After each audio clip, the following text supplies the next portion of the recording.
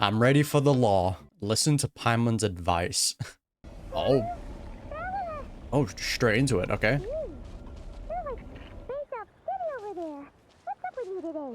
I don't know, Paimon. Why does Paimon's voice sound so far away? You feeling okay? We've been traveling all over lately, so maybe you've come down with something. That's it. We're getting Baiju to check you over.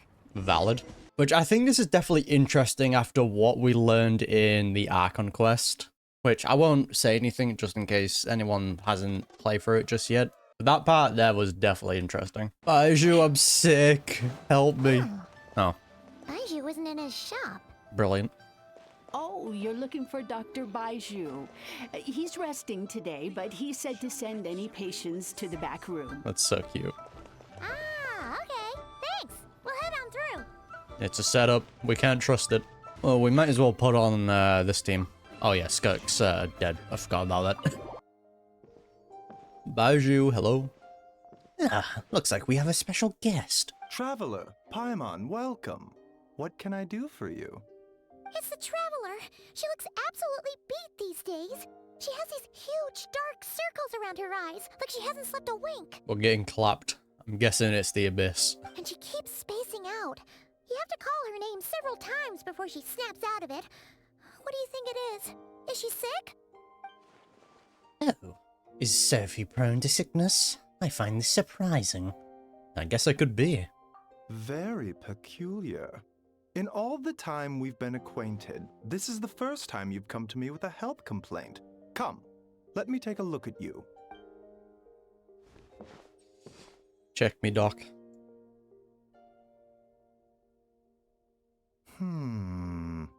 He's just like, I have no idea. Okay. Paimon does not like that expression, Baiju. It's not serious, is it? Complexion is good, eyes are clear, breathing is steady, pulse is strong. Abyss also very strong. Physically, you appear to be in good condition, Traveler. In theory, your energy level should reflect that. And You yet, should be feeling right as rain. I do feel like something is off. Hence my concern. A clean bill of health is usually a good thing, but in this case, it likely means your situation is more complicated. Brilliant. Physical illnesses come with detectable symptoms that can be used to diagnose, medicate, and cure the condition. But afflictions of a non-physical nature, they fall outside a doctor's realm of expertise. Yeah, we can get Skirk's help. We're fine. What do you mean, non-physical nature? It's a mental issue. Curses, dark magic, it's hard to say. It could just as easily be a simple case of mental fatigue. Why don't you rest here for a bit? Whatever it is we're dealing with, clues to your condition are sure to reveal themselves in time. Once we know the root cause, we can administer the right treatment. Because that's always been like the biggest question I've had. You know, every time we've kind of purified the Abyss or kind of like sucked it in, it's always been a very questionable thing whether or not that has been affecting us. Because like, sure, for the short run, we seem fine. But if it is the Abyss here that is finally affecting us, then makes sense. I've seen my fair share of mental afflictions. To start with, some calming incense, a good night's sleep, and a good meal will do you a world of good. In the meantime, Changsheng and I will review the relevant literature for afflictions that present with mental fatigue. Traveler has gone through a lot. Still, we're not experts on this kind of thing. I say, we should strongly consider calling a specialist as soon as possible.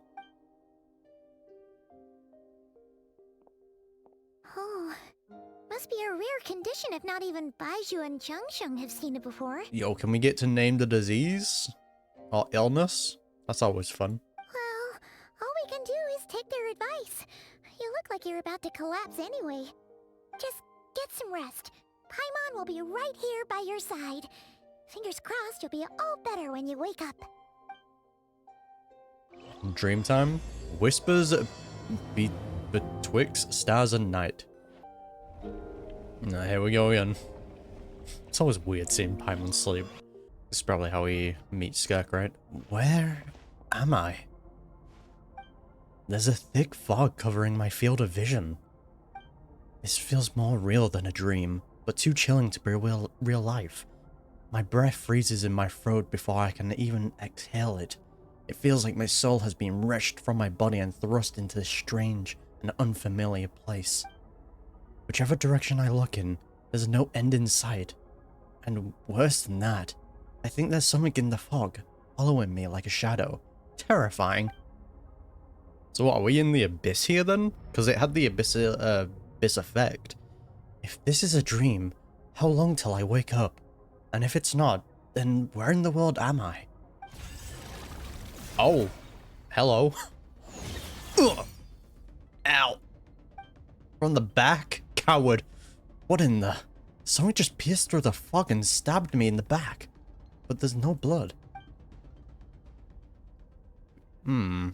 What was that? There's a strange light coming from the wound. I see this familiar looking spike retreating back into the darkness. Deep inside, it feels like a part of me is missing. And now another wave of fatigue is washing over me. Bro, did we just get jabbed by the abyss? He's like, alright, done my job. Peace. So yeah, is the abyss affecting us? Traveler! I'm cooked. Rise and shine! Time to wake up! She said there was a part of her missing though, which is definitely interesting. For once, you're making Paimon look like an early riser. It's already afternoon. Hopefully all that sleep did you some good. Feeling any better? Yeah, I need you to check if there's a cut on my back. A cut? What? Did you scratch yourself in your sleep? Alright, let Paimon take a look. I'm guessing there's gonna be that, like, weird effect coming off it, right? Nothing there. Nope. Okay. Wait, did you have a nightmare? Okay, don't panic. Paimon heard that dreams tell us what we need by showing us the opposite. So, if you had a nightmare, maybe all you need is something to cheer you up. Come on, Paimon will treat you to something yummy. It's cute that she's trying, though. I appreciate it, Paimon. But no, we should definitely pay attention to that. You and Paimon head to Genshin restaurant. Sensing that something isn't right, Paimon orders a bunch of dishes to cheer you up. What? So, in this dream, you were trapped in a weird place with thick fog everywhere, and then a spike came out of nowhere and stabbed you in the back? Seems about right. Oh. Okay, well, that's a new one. Are you sure it was a dream? Because from the way you describe it, it sounds like you were really there. I don't know. Abyss shenanigans. But then again, you woke up right where you went to bed. And you were definitely in a deep sleep this morning. I don't know what to make of it either. Then, it's decided. Paimon will stay up and watch over you tonight. If anyone tries to mess with you, Paimon will beat him up. Primordial wrath, right? Or, wake you up first and then we can beat him up together. I appreciate the thought. Paimon's smile has a way of putting me at ease. Adorable. But what I saw is still bothering me. That dream was so chilling. And it also feels like there's something watching me from some corner of the world, even now. Huh? Was that Sergiology then? Just decided to test us a little bit and just gave us a little poke? Something stabbed me in my dream, but when I woke up, there was no wound. Still, if I focus on the area, I feel a vague itching. Almost as if, deep underneath the flesh, something is missing. Oh? Hello, Skirk. Did you just say something? You heard that too? The flesh remains whole, but the soul is incomplete. Left unresolved, the mind will wither away along with it. So pretty much it took away our mental flesh. Kind of. What the? Wait! Paimon remembers you! Your child's master! Skirk? Paimon, you can remember some random NPC, but you can't remember an actual character? Come on, Skirk. Right! What are you doing here? The last time we saw you was at the Primordial Sea in Fontaine, right? But then we left and never learned where you went after that. You didn't see the all the promotional material, Paimon? child's been looking everywhere for you, by the way. What brings you to Wanmin Restaurant of all places? You came here looking for us? And were you the one behind that hocus pocus just now? Tell me, what is it that you saw? Tight-lipped, huh? I suppose that's fair. I mean, I would have been out with it instantly. You. I'll take a glass of wine. Hmm? Oh, of course. Coming right up. Mao. We make this one in-house. It's not too strong. Enjoy. Chef Mao, I'll take a grilled tigerfish over here. Coming right up. Ah, if I knew we'd be this busy, I wouldn't have approved Shenhe's vacation. Would have been nice to see her, though. At the end of the day, what happens to you is of little consequence to me. I'm not here to try and win you over. Trust me or not, the choice is yours. If you want my help, now's the time to speak up. You have until I finish my drink. What do you know about this situation? I was investigating an abyssal disturbance in the area and happened to notice you. Part of your soul is damaged, and the wound bears traces of abyssal corrosion. Need I say more? Which, again, that is very interesting, because we already know the Traveler is very, we thought the Traveler was immune to the Abyss and Abyssal, like, corrosion. But it seems like if someone's really powerful, they can still afflict us with that. Neither of those things sound good. Skirk seems to know something, and given what I've seen of her strength, I bet she can tell what happened to me. I don't know what her goal is, but in this moment at least, I don't think she has bad intentions. Well, should we trust her? What do you think, Paimon? Think for yourself, Traveler. She mentioned an abyssal disturbance. Maybe that has something to do with what's going on with you. But we could always find a different expert on the Abyss to help us out. She's like the best lead we have for this. What do you mean? Not on short notice. Yeah, and that thing she said about your soul being damaged is scaring, Paimon. Definitely something we should fix sooner rather than later. Skirk's an interesting one, that's for sure. But from what Child's told us, she doesn't seem evil, at least. I mean, she respects us, right? We proved ourselves. 1, 2, 7, 10. That'll do. She's so cute. Well, have you made up your mind? What I saw was a dark space shrouded in a dense fog that wouldn't disperse. Give Skeef, you give So that's all we know, Miss Skirk. Ma'am, can you help us? Where did Skeef come from? So, you couldn't disperse the fog. Is that the first step of overcoming the abyssal corrosion, or controlling the abyss anyway? I understand. Come find me in the Guili Plains when you're done here. Oh, and I left cash for the drink on the table. Settle the bill for me, will you? Sure, we'll do the interaction. Oh, okay. Huh? She disappeared. Abyss powers, Paimon. You and Paimon quickly finish your meal and go settle the bill. Wait, hold on. You overpaid. Here's your change. Ah, she left a tip. Oh, no. This includes the drink, so it should be the right amount. I didn't think you two ordered a drink.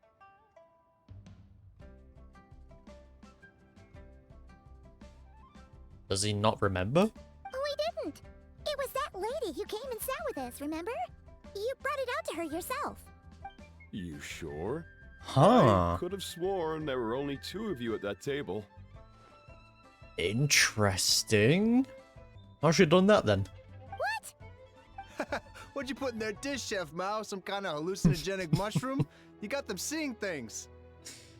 So she erased herself from their memories then, or unless this is something that, or maybe this is something that she can't control. It's like some mechanism from like Teyvat that erases people's memories of what they saw. Seeing things? Wait, so neither of you noticed her? Young lady? About this tall? Wearing a purple dress? She ordered a glass of wine! Oh, now you mention it, that vaguely rings a bell. And it looks like I did open the wine jar, so it must have just slipped my mind. In any case, that settles your bill. Come again soon. Chef Mao, check please. Coming! Okay, what was going on there? It's like they didn't remember Skirk being there at all. Even Paimon was half convinced we hallucinated the whole thing. But that Mora she left for us was definitely real. I'm just wondering if it's intentional or not. Is this something she's actively doing or no? Oh, this whole situation is giving Paimon the creeps. But anyway, she told us to head to the Guili Plains, right? Let's not keep her waiting. Because, like, I just didn't expect her to show up here in the first place. The wolves. Whoa, what are all these rift hounds doing here? Huh, looks like they're collecting something. Well, as long as they're not attacking, I'm fine with that. Let's go check it out. My characters are not healed. No. Oh no, never mind, Skirk's back up. So, this is what they were collecting. It looks kinda like... God remains? Yeah? Yeah. What is going on here? Yeah, what are they up to then? From the moment they are born, all beings with great power have an impact on this world. Okay, Even if Skirk. their body is sundered and their soul extinguished, their influence remains. Aura farming? I see you. Gods are the most common example of that. The remnants of gods who fell thousands of years ago remain buried deep within the earth, carrying within them a warped will and a dark curse. Just showing off a little bit, I respect it. Together, these remnants form what you call God remains, and it appears that some of those sealed here were dug up and removed. There are traces left, but they're fading fast. What are you doing, Paimon? What are you doing? Touching the limbs? Wanted to make sure you were, real? Fair enough. She's definitely not a ghost traveler. Paimon poked her, and she's solid. Yeah, after you left the restaurant, the other diners acted like you were never there. Your life hangs in the balance, and that's what you're fixated on? Strange set of priorities. It is interesting. I want the law and the reasons behind it. It was just a trick to avoid being perceived. If someone notices me, those memories are erased. Simple as that. Yep, how do you do that? Unlike you, I have no desire to establish a connection with the world. The weak and the lowly have no right to remember me. They're lucky they only have a few missing memories to show for it. Okay. You seem like you care, though. Now, can we please get back on track? Okay. Where were we? Right. The God remains. So, basically, there's now less of them here than there used to be, right? Isn't that a good thing? In our experience, God remains are 100% bad news. A lot of terrible things have happened because of them. Now, if that whole trick is because of the Abyss, it just makes me wonder what else it's capable of. Maybe it's a good thing by human standards, but power doesn't come from nothing, and it doesn't just disappear for no reason. There's, The remains aren't just gone. They were taken. like, part of my soul was taken? Very clever, traveler. You aren't the only one who had something taken from you. There are victims like you everywhere. The only difference being, you can speak, and the remains cannot. So it went unnoticed. So something's gathering power then. Interesting. Something similar happened in Sumeru. Within the span of one night, countless consecrated beasts were slaughtered, and a large amount of the god remains buried in the desert went missing. Yeah, that's a big problem. Of course, god remains are just one of the targets. The culprit is chipping away at sources of power all over this world, including the Stella Fortuna above.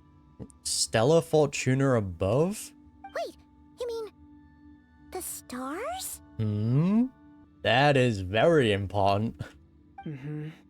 42 of them have died out in the past few months alone. Damn. In Conria, people believed that powerful individuals have corresponding Stella Fortuna. Even Constellations? should that individual fall, their Stella Fortuna would not disappear, but gradually evolve into a new constellation. God, that's so interesting. So yeah, pretty much never forgotten then. Yet now, stars are disappearing from the skies entirely, and it's not hard to deduce what's happening to the power they contain. Something has been leeching power from this world like a parasite steals nutrients from a host. And now, it's no longer satisfied with the remains of the dead. It wants you. I mean, it's done a good job at the moment anyway, just hit and run tactics. And this just kind of reminds me of the whale situation, that the whale was just taking power from the primordial sea, just leeching off everything. This time, it only took a fragment of your soul. But next time, there's no telling how far it could go. Yeah, but why me? Because I'm strong. No one knows. All I know for certain is this. Getting back what you lost will not be easy. Considering how much power this entity has stolen, it must be a god-level being by now at least. But that's not the real concern. Souls are fragile things, and yours could easily be crushed if you go up against it. The fact that it's that easy for something to become god level just by picking up all these different remains. But then again, it's also leads me to believe that whatever entity this is, it's receiving help from someone else. It wouldn't surprise me if it's Sergilogi, like, that's helping out this entity with tracking all the god remains. Just building up an opponent so Skirk could fight it or something. Who knows? He took the all-devouring whale as a pet, so him doing this would not surprise me. So you're gonna help us, right? We're going to help each other. You are my ticket to uncovering this thing's true identity. Alright. Well, great! You seem super strong and you know a lot about the Abyss, so Paimon will take it. Yeah, thank you. Don't get all mushy on me. All I'm doing is helping you get back to normal after a sudden crisis. Okay, Skirk. And I should warn you, getting mixed up with me can have unforeseen consequences. We're on very different journeys. You don't want to be in my debt, trust me. Nah, I'm fine with that. If it means we get to learn more law, that is a sacrifice I am willing to make. You help me uncover the truth behind this entity, and I'll help you recover what you lost. This is a transaction, that's all. You would do well to remember that. Now, come along. So sick. Yeesh! You'd think she'd be a little friendlier since she's agreed to help us. But nope, she's just like when we met her in the primordial sea. So cold. We have no idea how long this stays open for. Well, whatever. If that's how it's gonna be, then she doesn't deserve our friendship. What she does deserve is a super embarrassing nickname. Sure, what you got cooking, Paimon? Ah, Paimon's got it. Frosty the Lavender Melon. Serves that Ice Queen right. Nah, you can just Ice Queen alone with Suda, right? Anyway, the important thing is that we get that piece of your soul back. So, let's follow her and see what sort of plan she's got. The portal just closes. Too late. Alright, in we go. Yo. Whoa! This place is way bigger than Paimon expected. Where are we? This your little hangout, Skirk? This is where I live. Oh. I suppose it's the closest thing I have to a home here.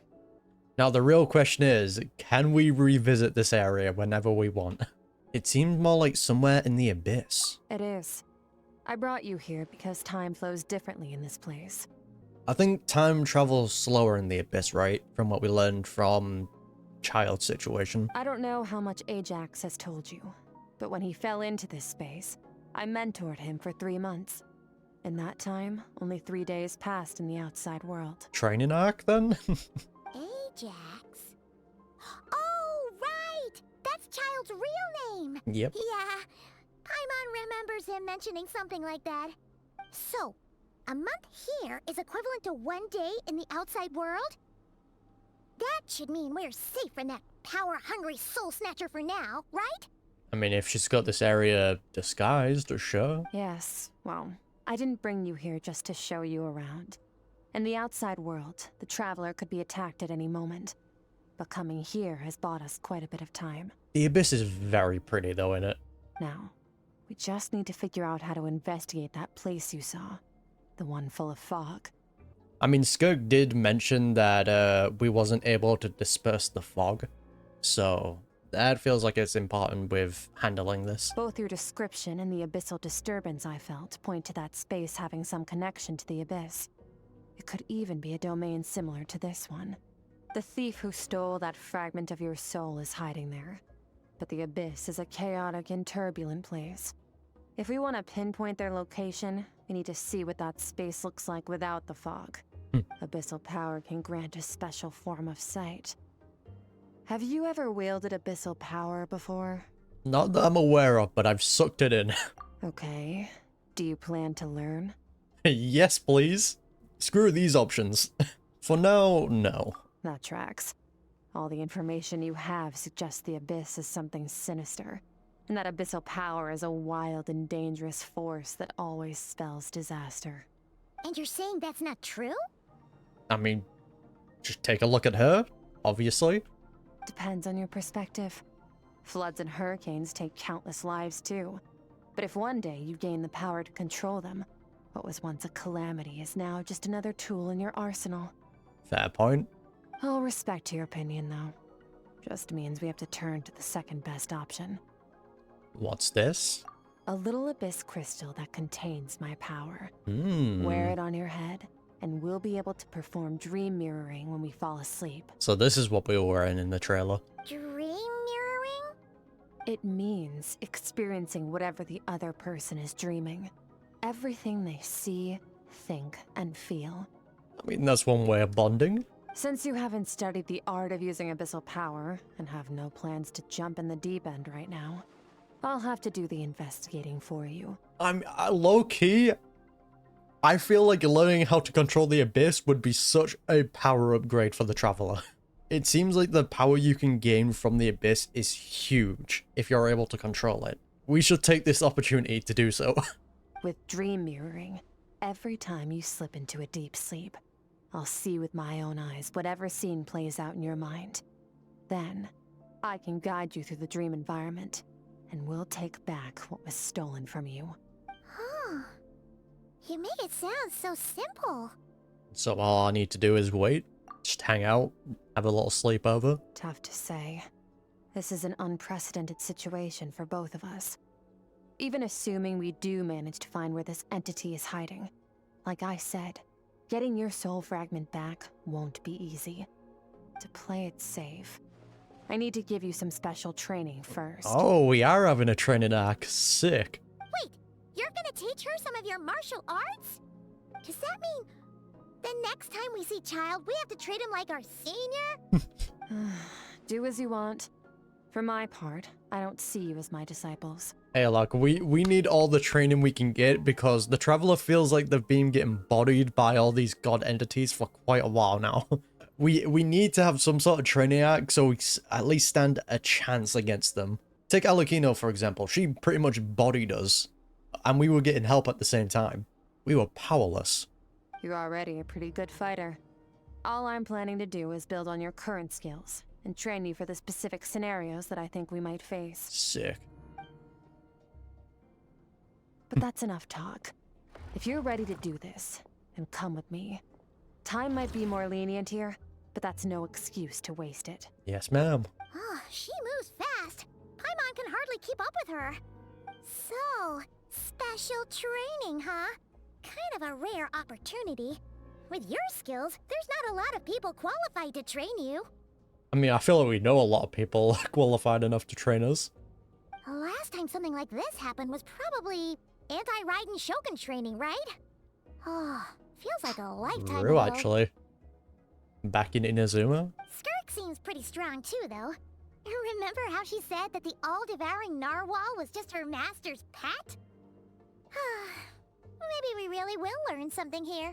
Yeah, it just leads me more to believe that Surgilogy is helping this entity gather all these god remains.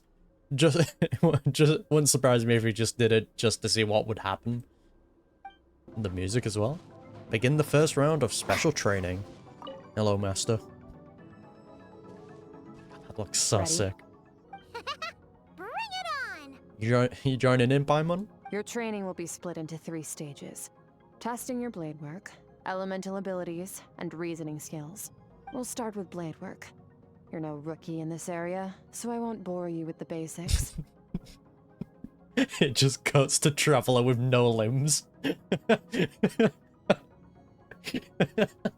then we would really need to learn how to use the abyssal power. During your long journey, you've no doubt sparred with a lot of talented sword fighters. True. Consciously or not, you will have picked up all kinds of techniques from them. You bet. There's Kaya, Master Jean, Kuching. Oh, and Kazuha, Ayaka. Yeah, we've met sword masters like you in every nation we've been through. You sparred with a bunch of them too, right? Nice to know it's all gonna come in handy now. Yeah, but I feel like to Camria sword techniques, those probably mean nothing. Don't get too smug. In sword fighting, techniques alone are not enough. You need a cohesive system to bring it all together. A style or school of fighting. What was, they revealed it in the Arkan Quest, what was the actual name for the Camria sword technique that Dane Sergiology uses?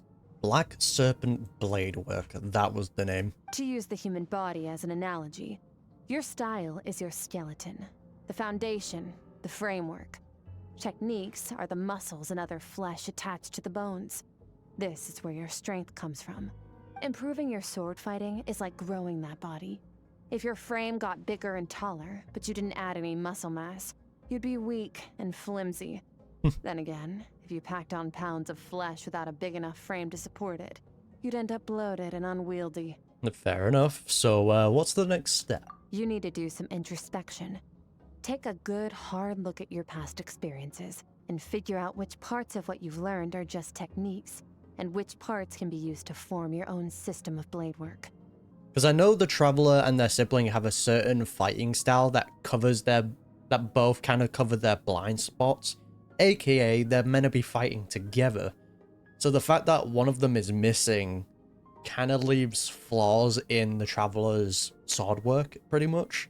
So it certainly needs to be reworked, since our sibling's not here. Only then will you get the full utility out of all your thoughts and observations along the way. Only then will every strike you deliver make perfect sense. Wait, is that it? Yeah, but it's easier said than done, Paimon. Paimon thought you were gonna teach her some cool new moves. Like when you went swoosh and opened a tunnel to another place. Well, that's abyss power, Paimon.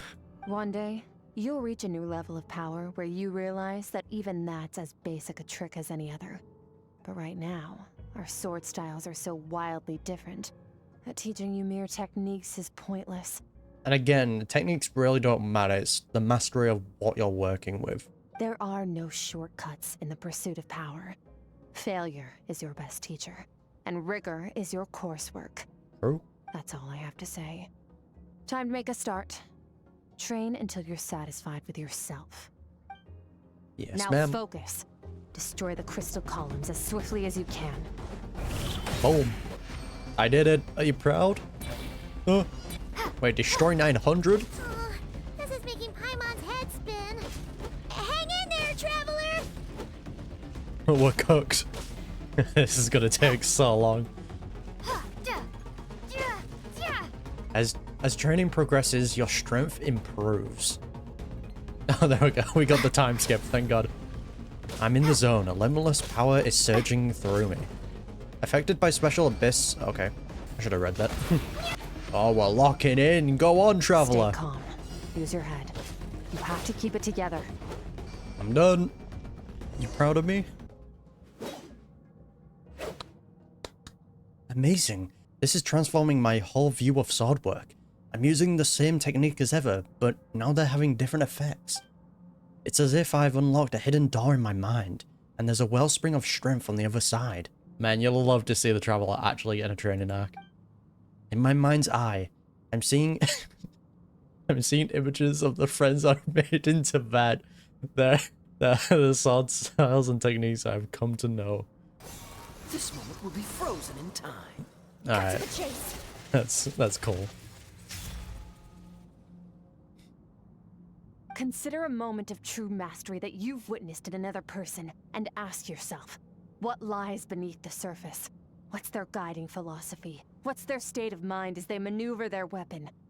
Now take that and practice it right away with speed, skill, and strength. Okay, over Traveler. and over until your hand is one with your mind. This is the only path to true growth. Because I feel like the Traveler is definitely going to need this training arc, especially going into Nodcry where all the Fatui Harbingers are currently at. You know, we've got the Hexen Circle members, we've got a bunch of other factions there, especially if we're going into the endgame now where all these powerful figures are going to be. The Traveler is going to get clapped if we go in as we were, you know? Step on up. Hey, Lynette. Dance with the waves. I mean, kind of solid technique, I guess. I see eternity go by in an instant, the autumns of many years for a single leaf. Thus, I shall slice this maple in a flash and ask a question of the ages. My sword style, my journey. Yeah, the roll. This is cute. Yeah, the Yamiko book. Sick. If you start to tire, empty your mind, but do not stop. Stay in that frame of mind as you keep up the fight. Get rid of all redundant movements. Imagine your sword is an extension of your own body. Wield it just as you wield your arms, hands, and fingers. Again, I'm hoping that this carries over to the actual main story, and it's not just like, oh, we finished the story quest, and then Traveler goes back to just getting clapped. 'Twas on a deserted, moonlit night that the hero approached the vile dragon's limpid lair. Ring cutter! Yep. Best support. Feathers fleeting wet. The white heron treads water. A sight without flaw. Master of Inazuma Kamisato art Tachijutsu. Sick. This is just like a whole friendship power-up. With each slash of my blade, I feel my strength increasing. I don't know if my weapon can contain all this power. If only you had the dull blade, man. That's been with us for thick and thin. I'm in the zone. Limitless power is surging through me. Alright, pop off Traveler. Hiya! You proud? You slash and swipe till you're exhausted every ounce of your energy. Huh. Looks like you've made some real progress. I'm tired, That boss. concludes your training session. Awesome! Paimon knew you could do it! How do you feel? Exhausted. I'm fighting to keep my eyes open. As you should be. Time flies when you're training hard. You've actually been going for several days now with no rest. Damn, okay. Yeah. Meanwhile, Paimon's had a whole bunch of naps. But you were so focused, she didn't want to interrupt you. So we've had like 3 to 4 months of training then? Like 2 to 3 months, I guess? Kinda huge. Go get some sleep. I'll be doing the same very soon. Let's hope you see that foggy place in your dream, so I can get this investigation over and done with. Sometimes, you have to practice a single movement 1,000,000, maybe 10 million times, before the breakthrough moment comes. Nothing in the outside world can help you in this process. The most important thing is to remain patient. And I guess the Traveler hasn't really taken time to stop and train for months on end. We've just kind of been helping people out with, you know, their weird-ass commissions. We've been a bit busy, along with saving nations. I don't know if I'm overthinking it, but like these like 3 stars here. Shining very brightly. Kind of reminds me of the web event that we got. Sleepy time. Well, let's just hope this works.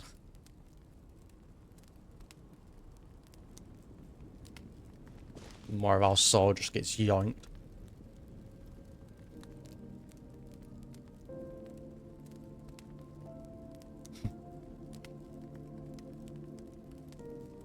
I wonder when we'll get Paimon walking.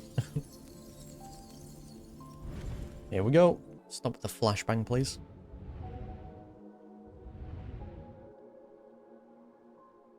What is this place? This is definitely different. Have I been pulled back into that place again? But Skirk said the dream mirroring would kick in when I fall asleep. So why am I back here? I mean, this is certainly not the same place we were. We were on like a platform. No, on closer inspection, this isn't the same dream as last time. It's dark and gloomy, but there isn't that chilling fog that made my hair stand on end. Is this like Skirk's dream area, potentially? Hold on. If dream mirroring is a two-way process, maybe I'm seeing inside her mind while she's exploring mine. Okay. Look at that. Look at this connection. If this is her inner world, it's pretty bleak. I can occasionally make out the sound of a flowing stream, but other than that, it's so empty. I mean, that's probably because the fog's here. We have to disperse it to actually see what's truly there. Aww. That's so cute. What sound should I do for it? Beep bop. What's that? What's a strange looking creature? Where did it come from? I think it wants me to follow it. Might as well see where it leads. It reminds me similar to what we saw in the Not Cry teaser, right? The one that was serving N, I believe.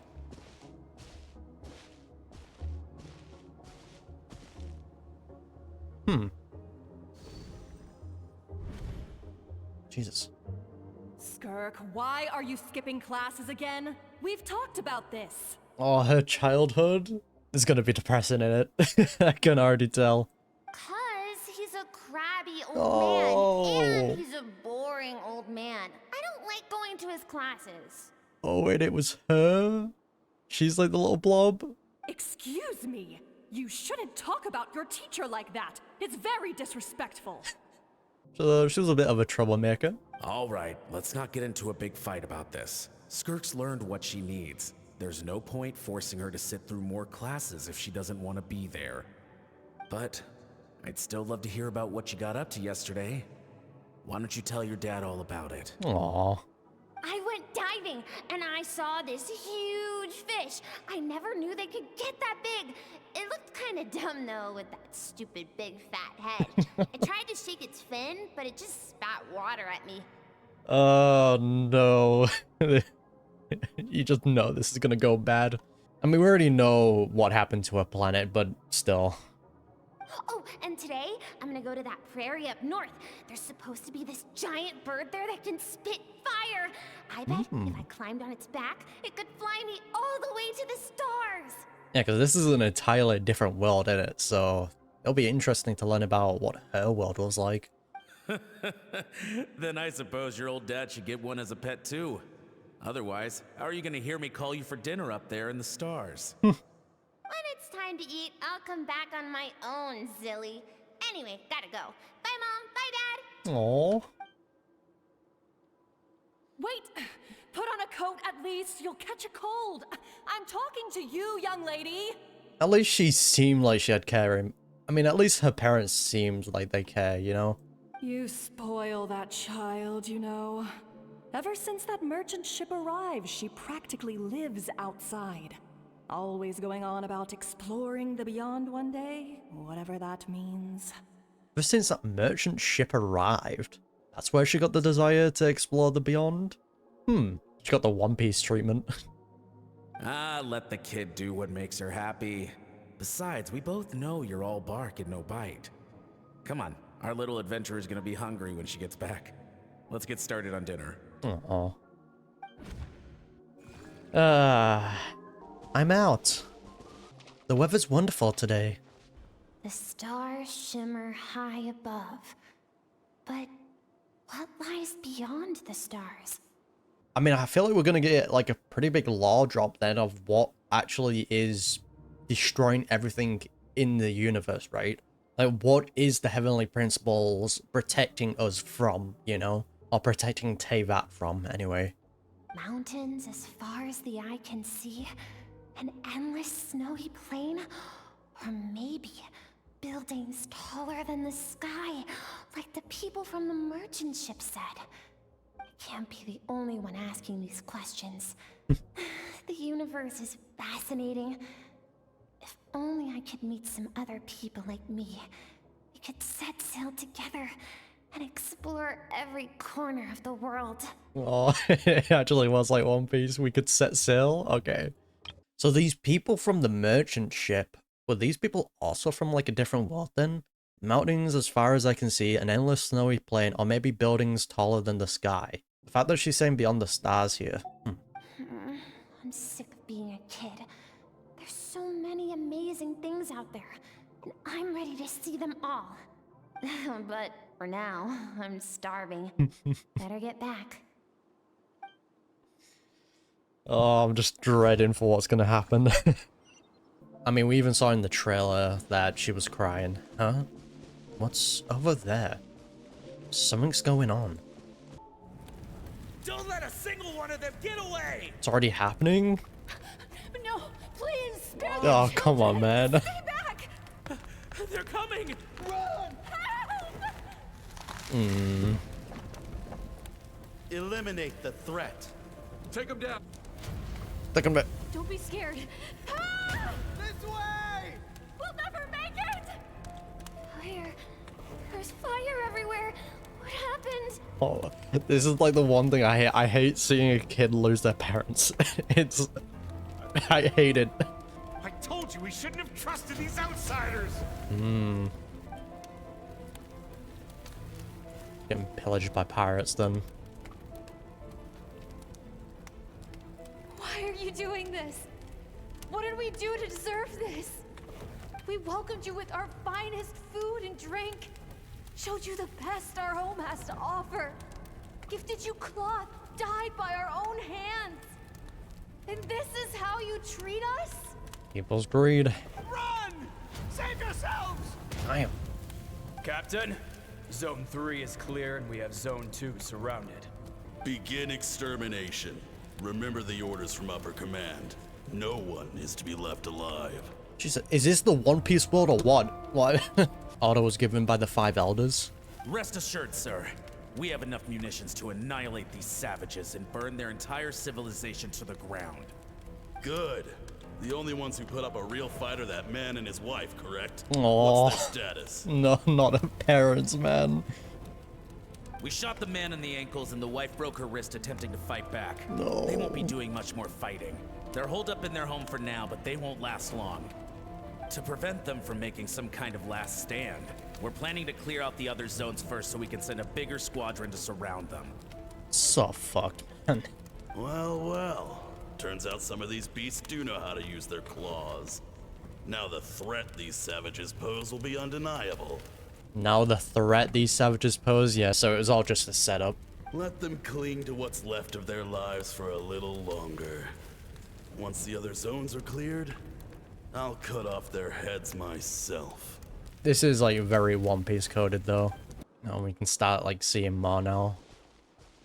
It smells like something's burning. What's going on? Dad? Mom? Oh no. Skirk, you're all right? Thank heavens. I'm so happy to see you, sweet girl. But you need to go. It isn't safe here. They'll be back any second. What happened? You're bleeding a lot. Dad? Mom? No. This is the place. Alert all units. Prepare to surround. Run, Skirk! Run as far away as you can. Don't trust anyone. Nah, come on, man. Your dad and I, we're not afraid to stare death in the face, but we need you to survive. My clever girl, so curious. You're already so brave. I know you're going to grow up to be such a positive light in this world. I mean, after an experience like this, man. Whenever you miss us, just play this song. Oh no. You can't do this to me, man. Remember, life is a gift. Don't let darkness claim it. Break down the door! Look what we have here. A savage that can pluck a tune. Well, the show's over. Yeah, because that's what we saw in the live stream, like she was playing that instrument.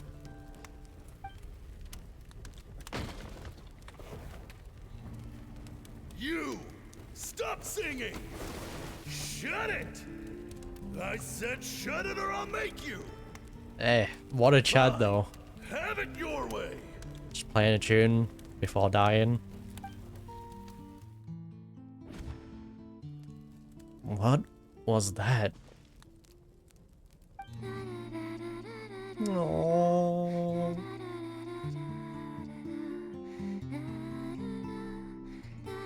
Oh, it's a song.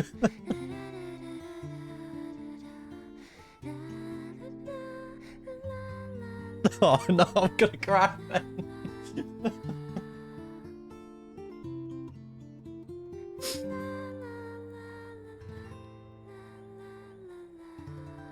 Sounds beautiful though.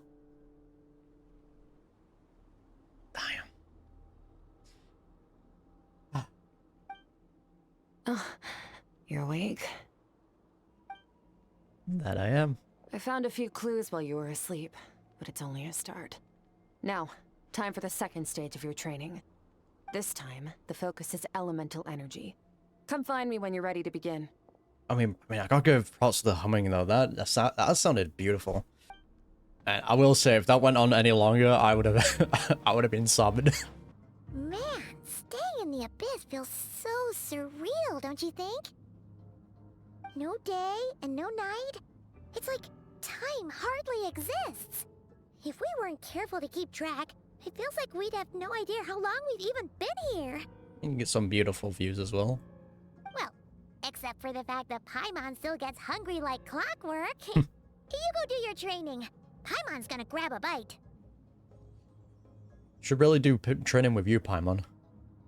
I'm ready to start. The way I see it, the pursuit of power is divided into 3 stages.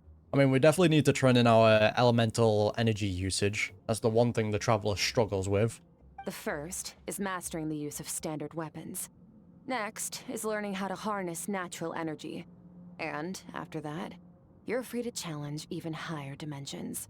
Yeah, that's what we got from the animated shot, right?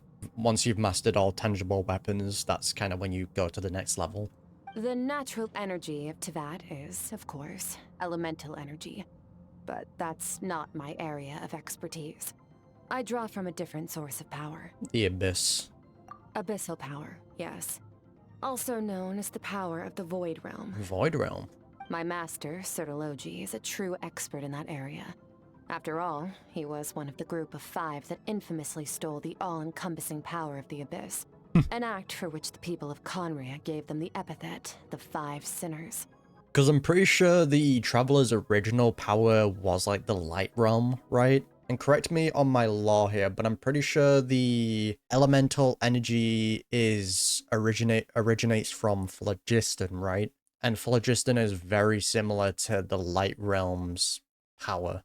That's why we're kind of sensitive to phlogiston trails, you know, when like Citalali was kind of showing us. The elemental energy of Teyvat, on the other hand, is derived from the power of the Light Realm. There it is. These 2 forms of energy exist in direct opposition to each other. Suffice to say, there's not much I can teach you this time.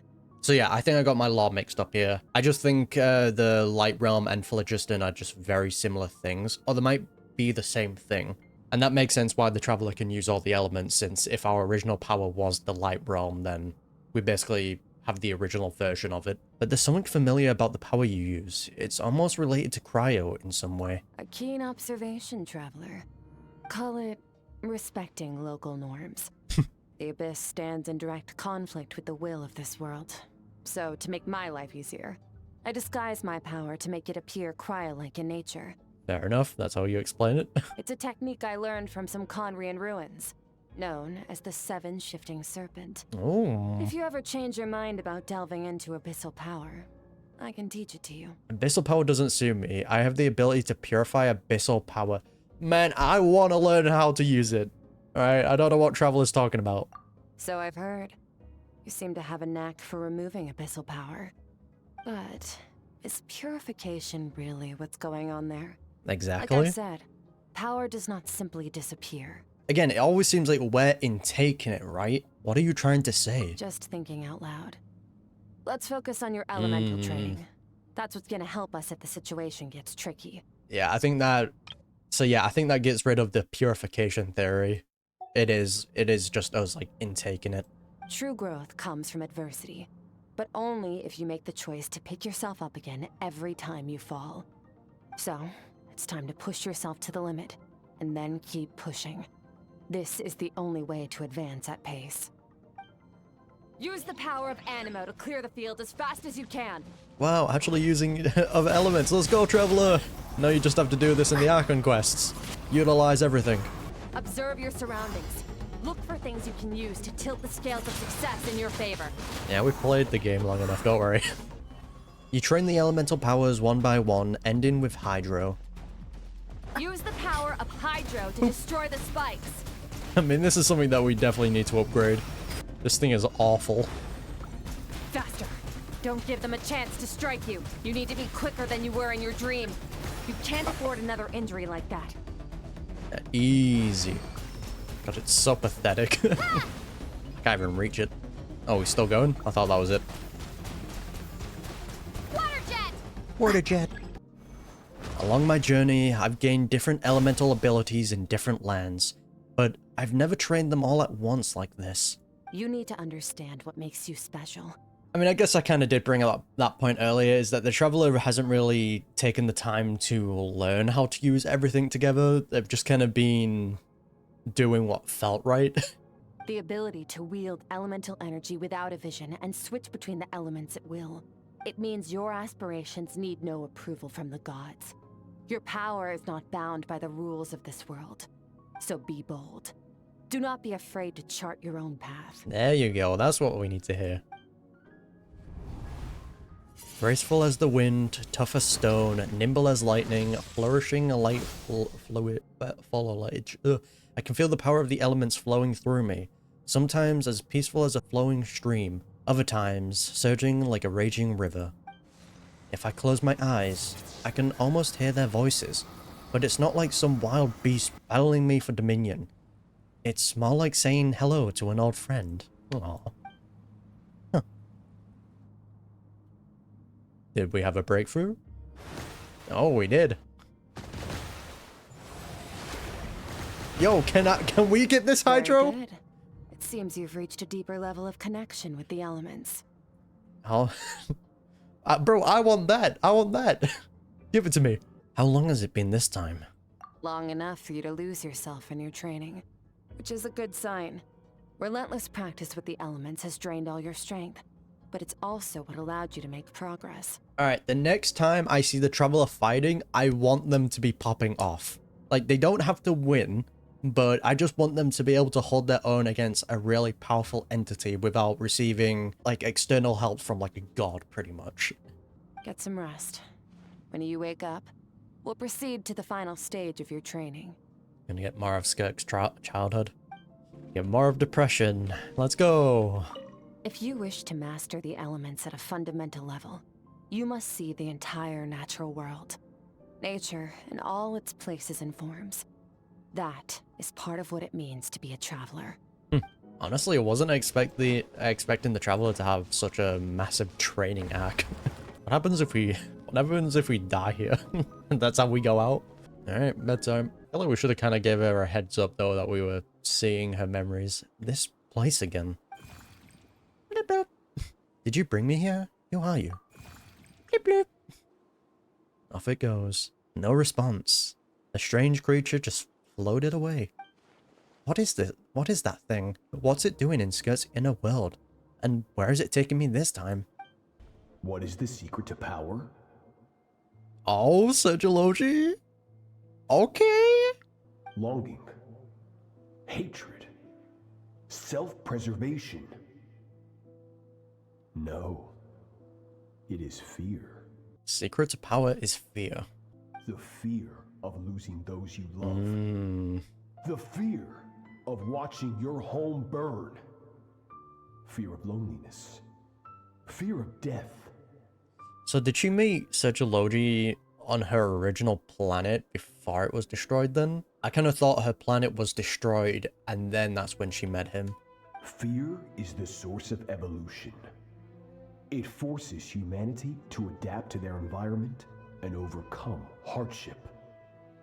It is in the process of prevailing over our fears that we surpassed first ourselves and then the rest of the world.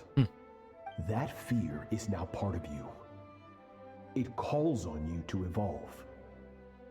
And it is time to answer. Man, I feel so bad for her though. Ow. It hurts. Daddy. Mommy, no. Come on, man. Any minute spent missing home is a minute wasted. Practice your sword work instead. Do not make me tell you twice. Oh, come on, man. She needs a hug. But, Master, I can barely lift the sword anymore. If I keep going, I feel like my wrist is going to break. So it has not broken yet. Yeah, I mean, we kind of know with how, like, Sergiology was taught, breaking limbs or, you know, getting them cut off makes you stronger in his eyes. Then pick up your sword and keep practicing until it breaks. I want to hear the cracking and splintering of bone. Damn. After all, bones can always be reset. Aww. I can't breathe. Everything's gone black. Good, Skirk. Once again, you survived. How do you feel? I can see, like, her color is, like, starting to dim. Cold. Oh, never mind. In pain. Aww. These are signs that you are adapting to the abyss. So she hasn't lost her limbs just yet, then. Each time the flesh is torn and the spirit crushed, each time you claw back from the brink of death, you become stronger. Man, but for a child to go through this, like, especially after just losing everything, right? Seeing their hometown be burned, seeing their parents be killed, and then going into training where you're basically tearing yourself apart, just making yourself stronger. That would definitely take a toll on your mental state, right? I now understand why these people sought to destroy your homeland. Your potential goes beyond even what I could have anticipated. Oh. But you still have much to learn in your pursuit of strength. Your mind is rife with distractions. From now on, I shall show no mercy in your training. And this is where she loses her limbs. You must learn to shut out all the pointless emotion. Crush the self that makes you weak. And become master over your physical form. Essentially losing your humanity, though. Get up, Skirk. Wipe the blood off your face. Cut away the rotten parts of your flesh. And mend what is broken. Damn. And take up your sword.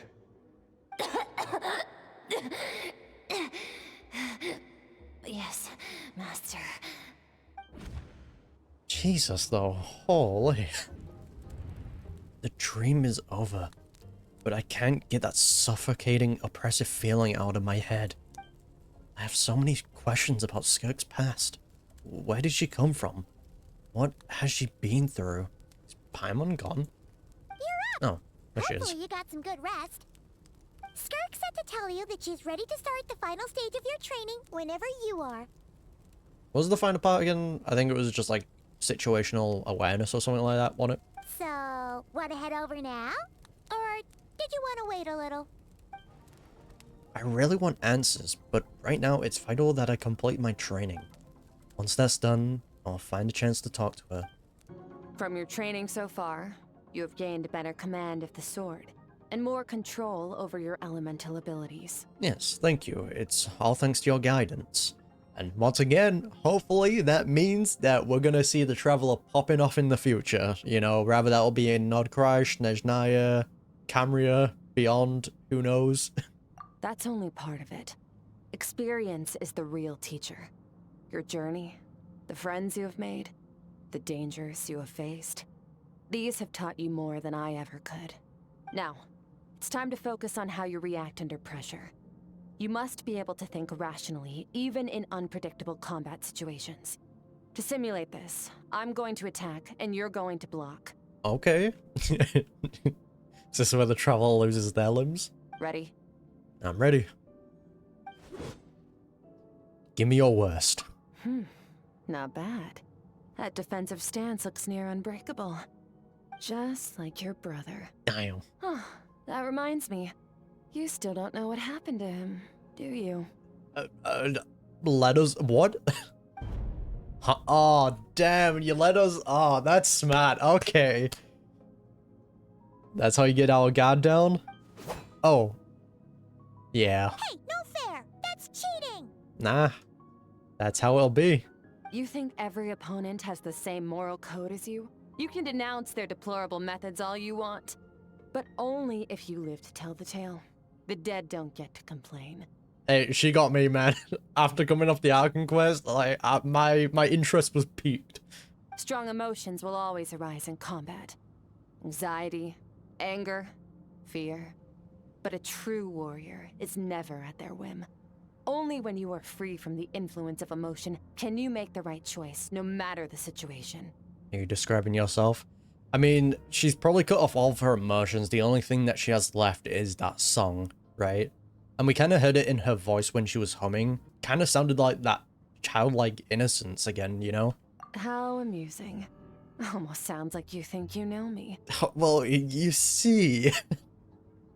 But you don't. You can choose your own path. We are not the same. Let's begin. Try to use reason over emotion.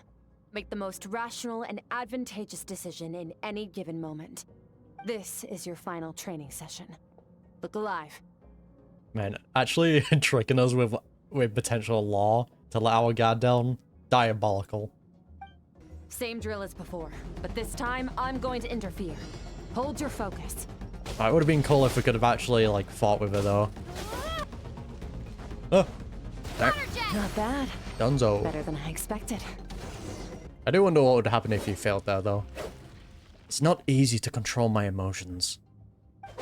Battle is overwhelming, but if I can just focus all of my attention on what my opponent is doing, how I should respond, it's almost like my emotions take a back seat. You're getting the hang of it. The first step to controlling your emotions is controlling your mind. You want a unified train of thought. It all comes down to focus. Focus. Focus on the battle. Okay, Traveler. We're getting somewhere. I think it's working. I can choose to tune out anything that isn't relevant to the battle, but I think I'm still pretty far from having full control over my emotions. Learning pretty quick, though. You gotta give it to her. Your mind is rife with distractions. From now on, I shall show no mercy in your training. You must learn to shut out all the pointless emotion. Crush the self that makes you weak, and become master over your physical form. God, that's such a cool visual, though. Skirk went through this kind of training too, didn't she? How merciless does the training have to make someone substitute all emotion for pure reason? I mean, from what we potentially know with what Sergio Logi went through with his training, if he's like put that on pretty much a child, if she didn't substitute her emotions, I'm pretty sure she would be dead at this point. And it probably helps with controlling the abyss as well. Stop. Let's pause here. One look, and I can tell your mind has wandered. We're thinking about you. That's to be expected. There's a limit to how long a human being can concentrate on one thing. Staying calm and focused sounds simple in theory, but in practice, it's more demanding than sword work or elemental abilities. Bez? Skirk is right. Now that I've stopped, all the emotions I was suppressing are rushing back to the surface. Pain, exhaustion, frustration, doubt, but exhaustion is the main one. I feel like I could fall asleep on the spot. Get some rest. No point training further if you're already dead on your feet. Like I said at the beginning, the only goal of this training is for you to reach a point that you're satisfied with. You managed to push past your limits, which is a good start. You can be proud of that and sleep well knowing that you've earned it. Yeah, and then we can get some moral law as well. Get a training arc and then we get some law. Look at that. That's the perfect combination. Warriors will train day and night to perfect their skills. But when the battle comes, their fate may be decided in a matter of minutes. Oh, you just get One stabbed in the mistake, back. One moment of hesitation. And just like that, all their blood, sweat, and tears were for nothing. You need to push yourself to perfection, or you might not even live to regret it. Yeah, I mean, there's situations as well. Take like Alakino, for example. The moment she used her most powerful abilities, like, we just couldn't even move. She just had those on basically like the threads. If she really wanted, she could have just clapped us there. It would have been done. Alright, what we're gonna see this time. I'm guessing we're probably gonna see after she loses her limbs, right? Looks like I'm back in Skirk's inner world. Also, the point that, like, I didn't mention before, the fog in the back is slowly disappearing. We're seeing more and more. I don't see that strange creature this time, but I think I can navigate this space on my own now, even without it here to guide me. I don't know how to leave, so I'm stuck here until I wake up. Can't hurt to take a look around whilst I wait. I am curious to see what's, like, on the other side. How far can we go? Ah, this is as far as we can go. Skirk is amazing. She faced down that terrifying giant and cut its head clean off. Steadfast disciple. Oh, she got hurt though, didn't she? I heard it was pretty bad.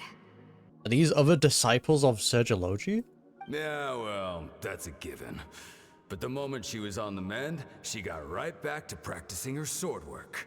I heard Master suffered a grave injury once too. Lost an arm and a leg and still came back stronger than ever. Skirk's becoming more like him by the day. Sergology was given that by his master, right? Incredible. I wonder if I'll ever reach their level. They're always so resolute, so unshakable. See, you're already failing though. You're bright. Get rid of all those emotions. Wonder how many, like, disciples he actually took on though. Oh, got the POV? Pathetic. You're not even trying. You're so much weaker than you think. Yeah? Skirk, have you become a positive light in this world? Oh, this is her parents, I believe, right? This is her mother anyway. That one didn't sound like her father. No. Yeah, this is after she lost her limbs. Do you even remember how many of us perished in that fire? Oh, come how on, many man. bodies were left to rot on the scorched earth? Yet you alone live on. Keep your gaze fixed on your blade. You don't deserve to rest. Again, man, after going through an experience like that, the trauma just never really leaves. I have so many questions. I just want to jump in a spaceship, explore the whole universe, and get answers from the stars. I just need to wait till I'm grown up. Then I can do anything. I mean, we have a spaceship, you know?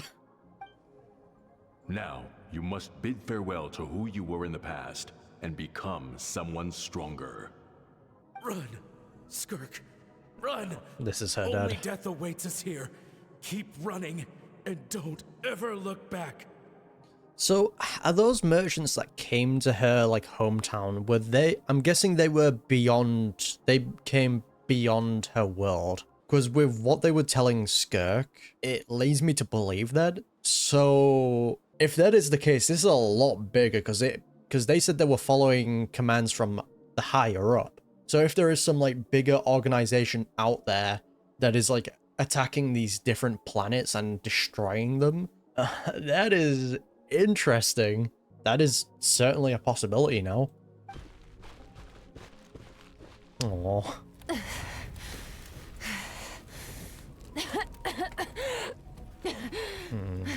Trauma.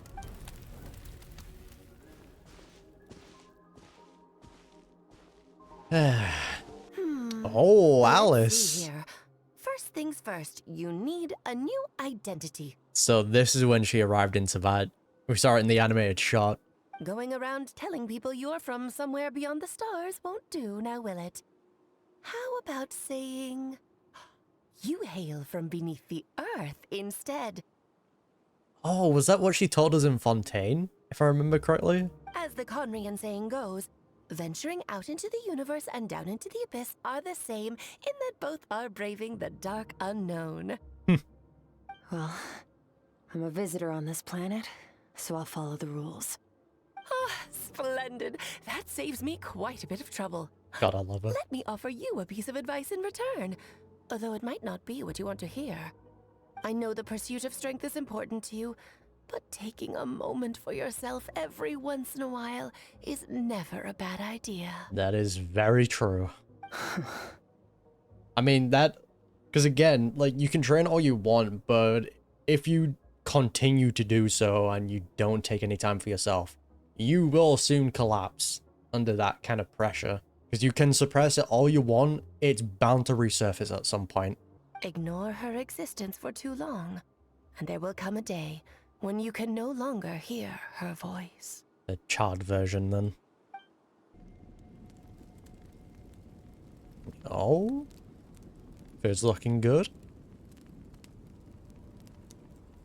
Uh-huh. The dream is over.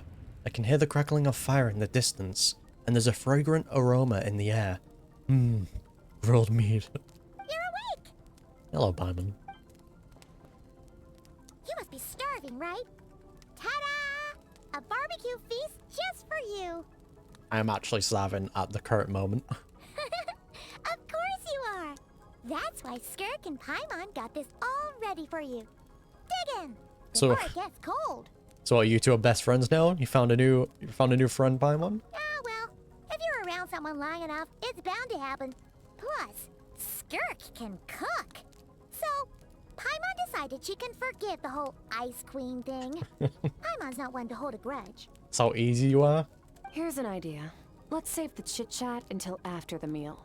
I mean, we can eat and talk.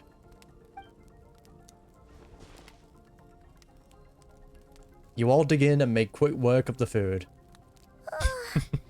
So full. Also, Skirk, we've been spying on your dreams. Hope you don't mind. Okay, it's Paimon's turn to sleep now. Wake her up when it's time to go. Alright, you've done enough, Paimon. You deserve it.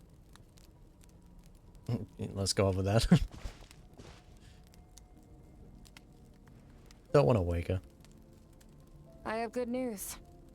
First, your training is complete. You have what it takes to wield immense power. Now it's just a matter of putting it into practice.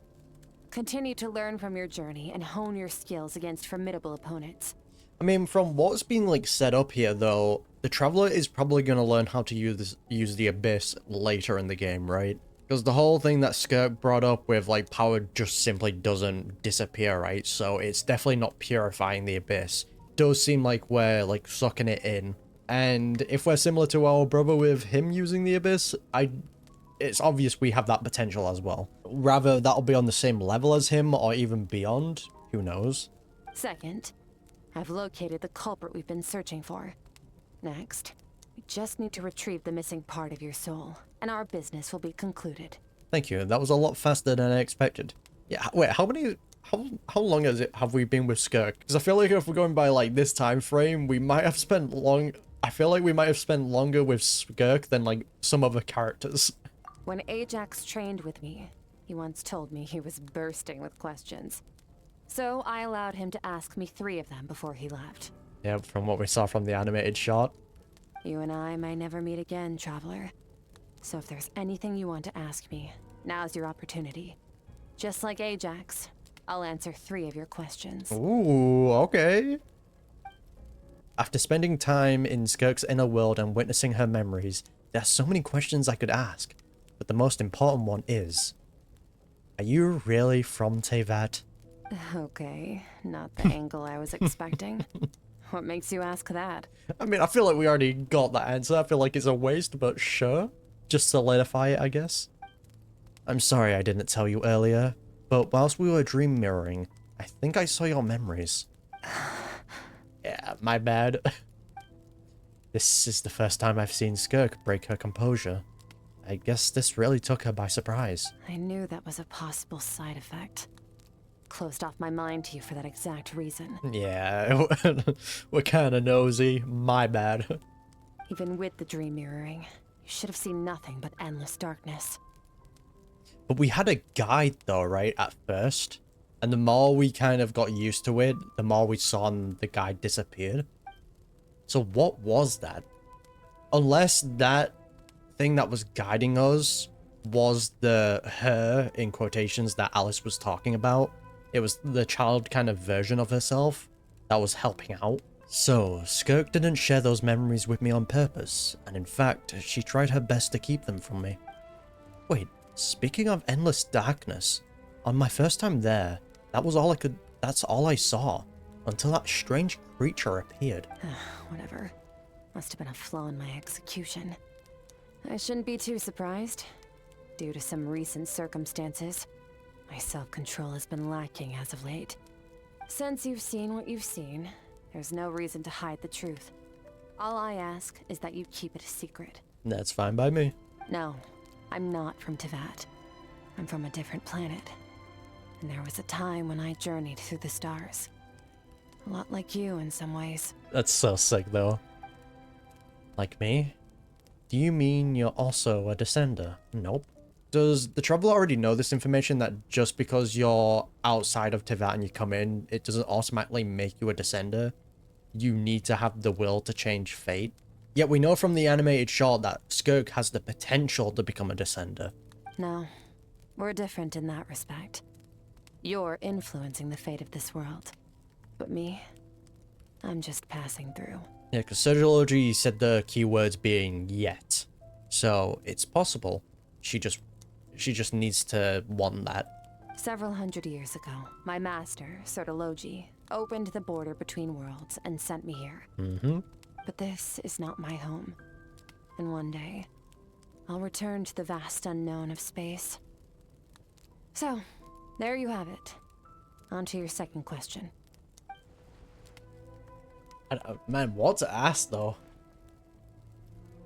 What is your goal in coming here? To become stronger. Following in a master's footsteps, pretty much.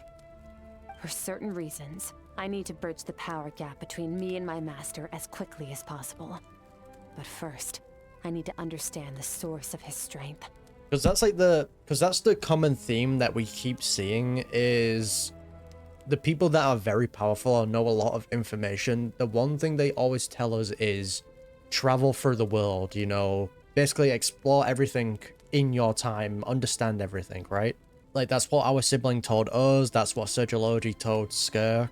It's a very interesting thing, right? To do that, I need to follow in his footsteps. Walk the path he once walked. And somewhere along the way, I'll find out how to defeat him. That is my sole focus and purpose. Okay. You have one question remaining. Why do you scroll all the time? Same thing as Child asked. Skirk's goal is to defeat the Foul. I can hear how serious this is for her. I wonder what those certain reasons could be. But given how quickly she blazed through the answer, I doubt she wants to talk about it. I have one question left. What should I ask? So I don't know if it's relevant, but in like when we were seeing those memories and we were seeing like the colors of them, they're like the outsiders pretty much were purple. And we know Surgiology was colored purple as well. So whether or not Surgiology had any like hand in what happened to her hometown, who knows? 'Cause it is weird that he just kind of found her. You make it sound so easy. Ever since the incident I experienced there, I've never stopped searching for Master Skirk and that unknown abyss. But it's been years now, and I've still found nothing. Just ask about Ajax. Huh. Maybe I should take this opportunity to get Child some answers. Well, your last question? You know Child is looking for you, right? Are you gonna let him see you? Ajax. Oh. Again, she probably sees a lot of herself in Ajax. That's kind of why she trained him. His situation is different than yours. Before you ever crossed paths with me, you'd already encountered many formidable people, studied their techniques, and developed your own skill set. So, during your training, all I had to do was build upon that foundation. But Ajax was so young when he came to me.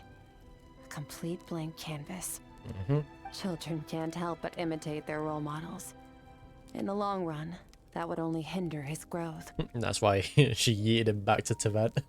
Once Ajax has enough strength in his own right, I will allow us to meet again. Until then, let that motivate him to reach his full potential. I mean, at least we can pass that message on to him, though. I feel like he would appreciate that. That was a calm and calculated answer. It's like she was talking about something entirely mundane. I don't know why, but I'm not buying it. To be honest, it's probably because she doesn't want to see him because it'll make her remember her childhood, right? And kind of what she went through. She doesn't want to be remembered of it. She makes it sound like the decision has everything to do with Child and nothing to do with her. But what does she actually feel about it? The Abyss is completely silent. This domain must get lonely after a while.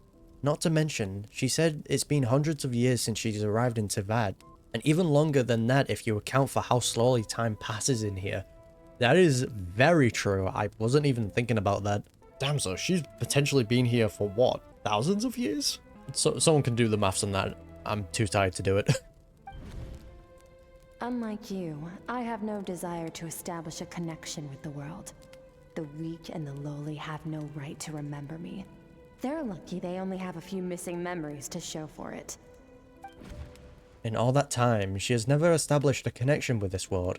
Was it really because she looks down on the weak?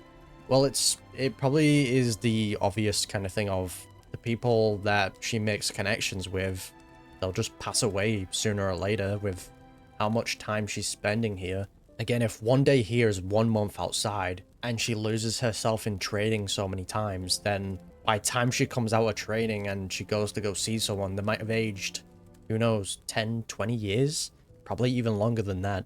Probably why she doesn't establish a connection, because she thinks it's meaningless.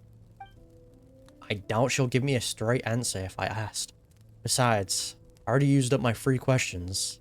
She was happy to give me cold hard facts, but I still feel like I haven't heard her true voice. Wake up your companion. It's time to go. But I want to stay, Skirk. Oh, and everything I just told you. Best keep it a secret from her as well. Will do. Time to go. Oh, finally. Where are we headed? All devouring. That's an interesting name. Just follow me. I'll open an abyssal rift close to the culprit's location. It will take us to where he's hiding. But actually having the equipable weapon be connected to her main weapon, I feel like you could have some unique combinations with that. That's actually really cool. Wait, this is near the chasm, right? Correct? Yes. If we enter from here, we'll be able to reach that place from your dream.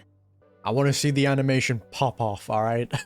You have some experience with abyssal domains by now, but still, this is someone else's territory. Best to proceed with caution.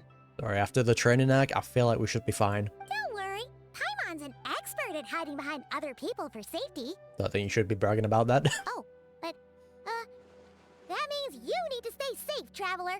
I will. Let's teach this thief a lesson. All right. Remember your training. Time to put it to use. Yes, ma'am. You do consider us disciples now, right? Oh, we actually get the Traveler and Skirk together. That's cool. Skirk has been really fun to play as well.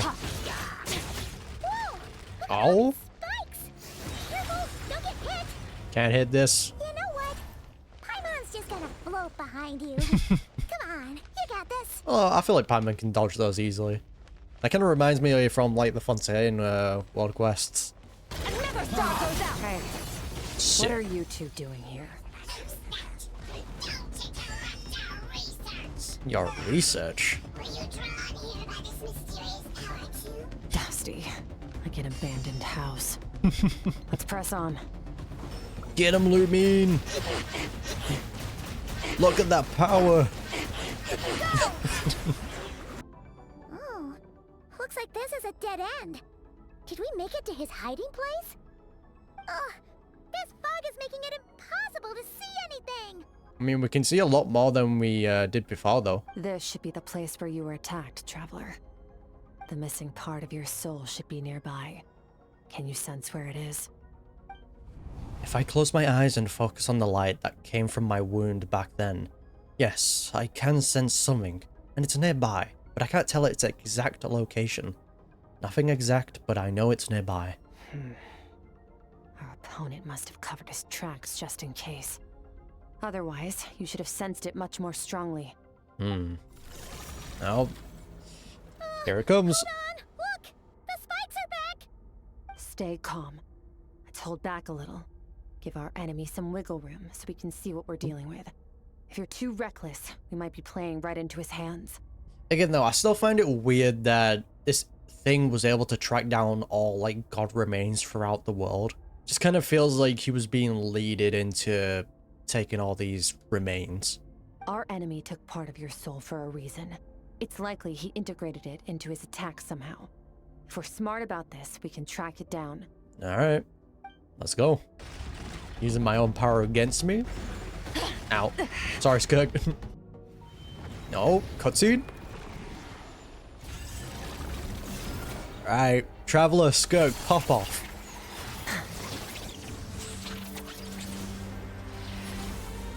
Oh, damn. Okay. Bro, I love the way she moves. From the start, the attacks have been focused on me. So... Trying to break through my defenses? I see. So was that his real goal then? Going after Skirk? Yeah, we're not... He doesn't even care about us. Oh, shit. Oh, she got... hello? That doesn't seem good. Okay, the trouble actually popping off. You were right, that thing was... Oh. Our soul. We got it back. Fact that it's yellow as well. The light realm. There. I got it back. She took a hit for us. Aw. Traveler! Skirk! But that also means that something was stolen from her then, right? She essentially traded a bit of herself for us. What happened? It looked like Skirk just got... In the Gwali Plains, you asked me why this enemy chose you as his target. Now, the answer is clear. It's not just the fact that your strength is impressive. It's also because of your ability to, as you put it, purify abyssal power. Yeah, like the absorption of the abyss. 'Cause essentially that's what we're doing, right? We're absorbing the abyss into us and purifying it from whatever we're absorbing it from. Whatever that actually means. The fact is, that ability allowed him to do something that should have been completely impossible. Break through her defenses.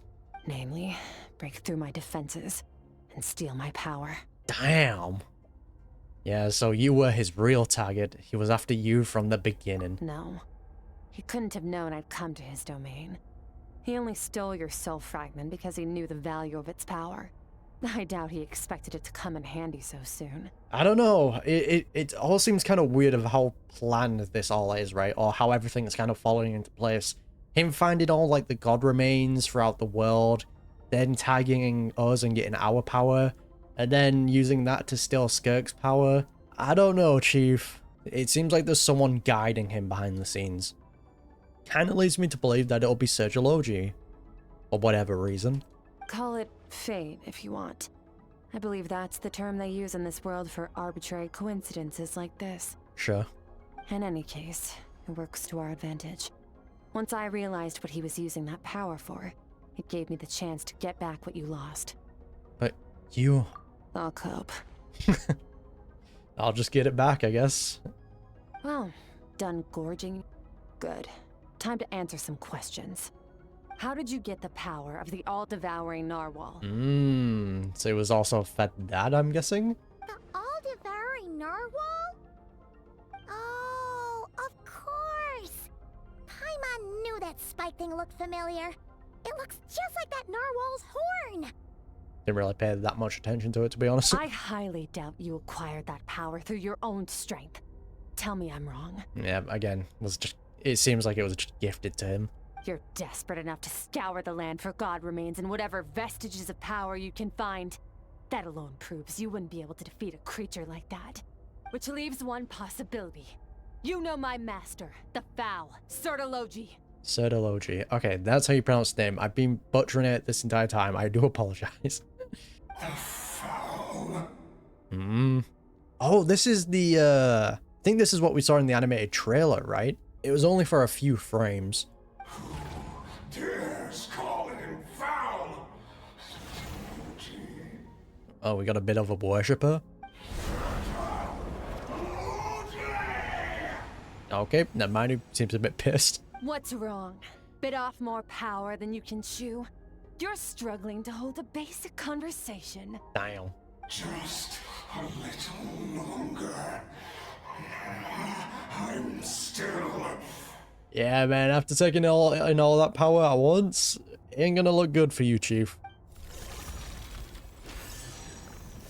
Look, it's back! Now, we can deal with it. We just have to deal with a little bit of Skirk's power now. Those obsessed with power will let it devour them before abandoning their pursuit. So what should we do now? Keep calm and use reason to decide the best course of action. Put our training into use. Skirk was stabbed by one of the spikes whilst retrieving the fragment of my soul, and in the process, some of her power was stolen. Let's do what we do best. We'll just absorb it, right? The culprit is hiding somewhere behind the fog. I have a good understanding of his attack pattern from the fight just now. If we pursue him, our chances of winning are high. But Skirk's breathing is weaker than usual. If we attack now, I can't guarantee her and Paimon's safety. It's a hard decision to make, but I think we should get out of here. Wise decision.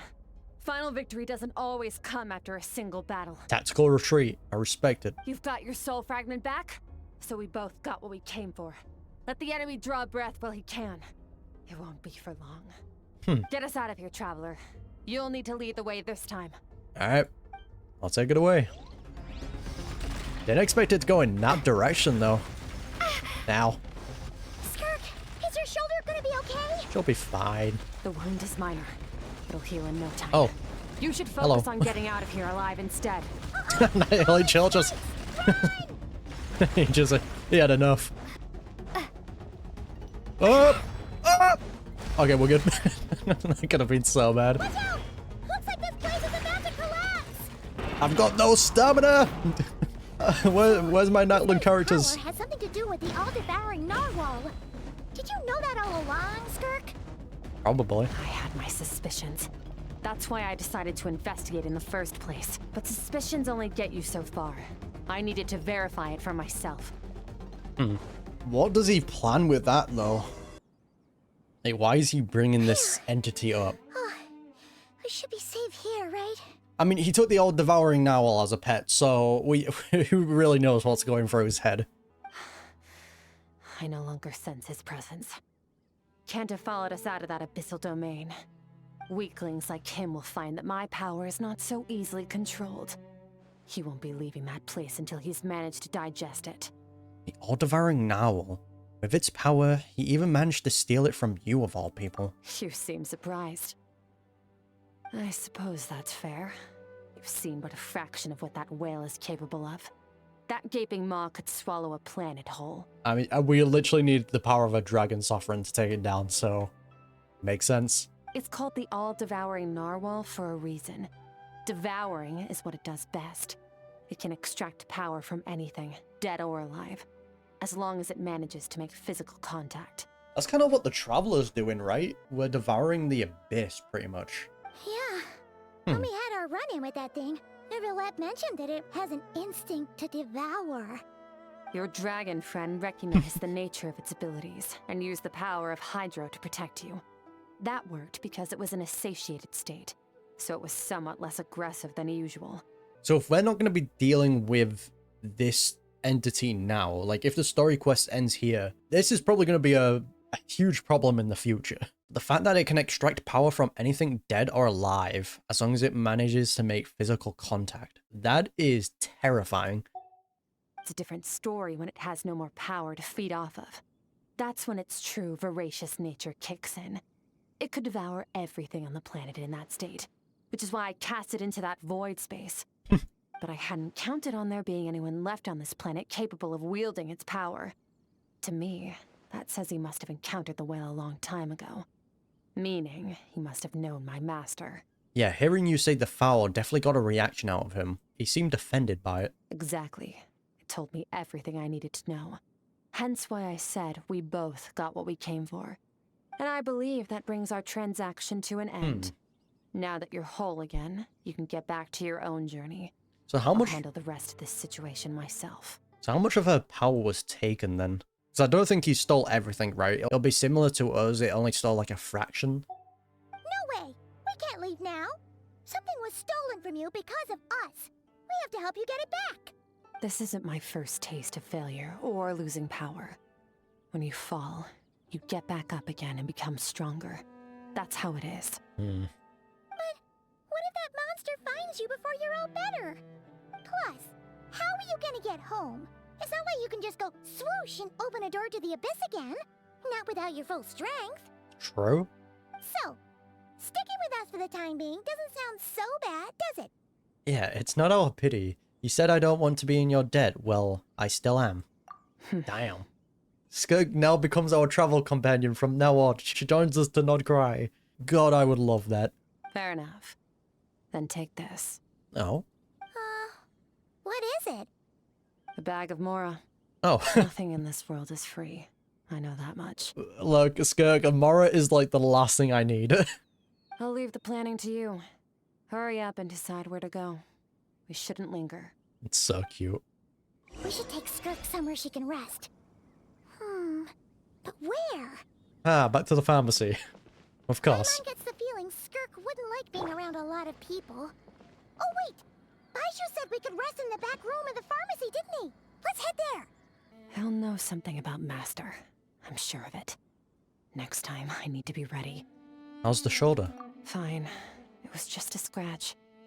Not more like an impale, but sure. It'll take time to recover my strength, of course. But adapting to situations like this is nothing new for me. Yeah, your outfit looks different from how we saw you. What happened? Oh, this. It's a star crystal suit. Abyssal energy is scarce in Teyvat. Wearing this helps me access it more freely. Really? That's very interesting. It stores concentrated abyssal energy that I can draw from on the go. When the energy runs out, it reverts back to its original form. Well, that explains her outfit change. Alright, let's go. Found somewhere to rest. Well, lead the way then. Glad they gave a reason for that. You look much better, Traveler. Should I take it that your health issues are resolved? Yeah, we got some help. Your case was a tricky one.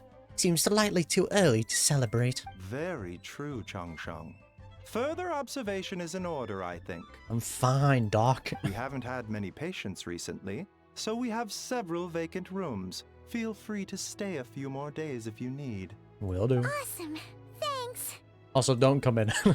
Hopefully we can get some more questions in, more than the 3 that we got. Huh. This bag from Skirk has a ton of Mora in it.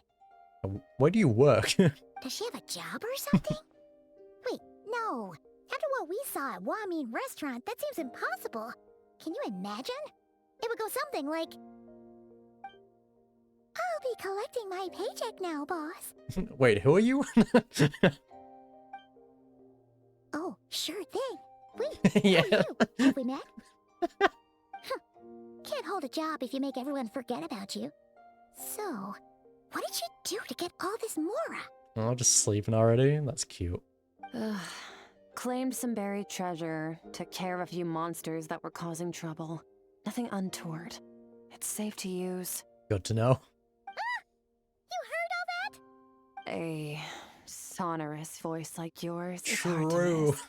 I wouldn't be surprised if the sound of it traveled to the nearest mountaintop. Well, okay, truthfully, that doesn't really work now. The voice is definitely a lot more pleasant to listen to. Then, did you by chance happen to hear Paimon's little, joke earlier? You mean when you called me Frosty the Lavender Melon? Yes, you did, huh? Paimon's whispering needs some work. That is something that we have brought up constantly. No, sorry. Paimon totally misspoke just now. She didn't say that at all. It was, a Paimon lookalike. Not amused. Piece of work, that one. Always impersonating Paimon and giving people weird nicknames. Okay, fine. The truth is, Paimon didn't like you all that much at the start. But things are different now. You helped the Traveler in a big way, so... What do you say? Friends? Friendship. I mean, we have spent, what, months together now? Potentially a year, depending on how long that went on for. I mean, we slept a few times, so probably trained like 4 months, right? 3-4 months.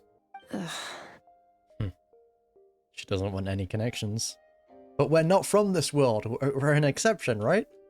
I noticed there was only one bed. Go ahead and get some rest. Wait, what about you? I don't get tired, and I don't need rest. I'm going to practice my sword work. That should help me regain some strength. Still need to rest, though. Like, maybe it might not affect you physically, but mentally, you still kind of need that. But your shoulder... Hey, don't just leave! Shouldn't have brought up the friends, Paimon. Whatever. Let her tire herself out. She'll come back eventually. Let's get some sleep, Traveler. That comfy bed is calling, Paimon. I wonder if we'll get one last, like, dream connection. Skirk's probably just gonna go take us some time for herself, though. Skirk is stubborn. Even if I tried to convince her to take it easy, I doubt she'll listen. Or we could probably go and talk to her again. Paimon is right. Skirk will stop and take a break once she gets tired. I hope. I should just get some sleep. I wonder if we'll connect with the dream, though, since we kind of established that connection now, right? Oh. You good? She needs a hug, man. Skirk? Of course she's acting like she didn't just get stabbed in the shoulder. Huh, something seems off with her, though.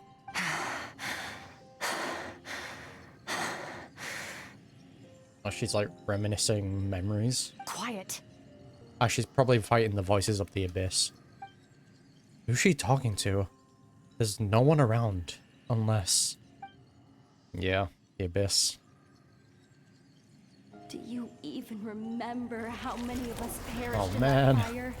How many bodies were left to rot on the scorched earth? Yet you alone live on. Keep your gaze fixed on your blade. You don't deserve to rest.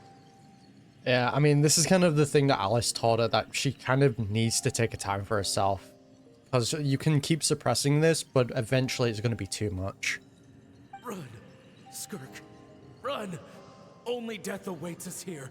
Keep running, and don't ever look back.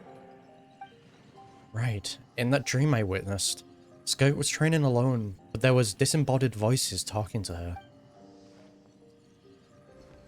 Can we help with it? One of them mentioned a fire. I wonder what happened exactly. Only she could just talk to us. Aww. Give her a bit of warmth. Getting an early night's sleep is the best. That bed was so comfy. That was a nice gesture, though. Wait, Skirk? Have you been sitting out here the whole night? The bed's all yours if you want it. Oh, she drank it. That's so sweet. Recovered your strength yet? About 60%. Maybe 70. Damn, that was quick. Whew! Paimon thought it would take at least a couple of days. That was fast. No, not fast enough. That's 20% less than last time. Same training regimen, same intensity. Nothing felt different, but somehow the outcome fell short. Maybe it's because of that spike that stabbed you? No, I think the problem's with me. It's probably because she was reminiscing about the past, right? Like, those emotions are a lot more on the surface now, after kind of what happened. I need to meditate for the next 2 days. Deep introspection should help me find the issue. Ooh, sounds intense. We'll watch over you in the meantime, then. Take some time for yourself. Thanks. See you in 2 days. In a lot of time skips, eh?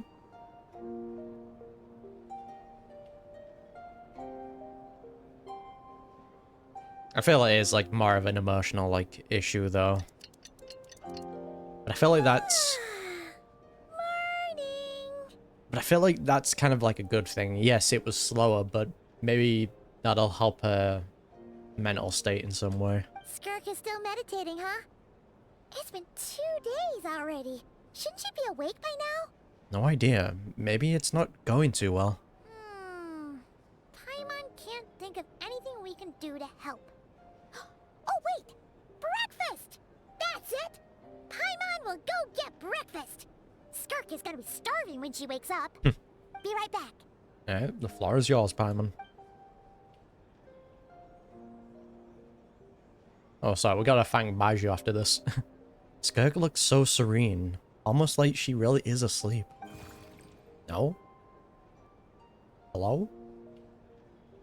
Oh. We can spy on it. You again? What are you doing here?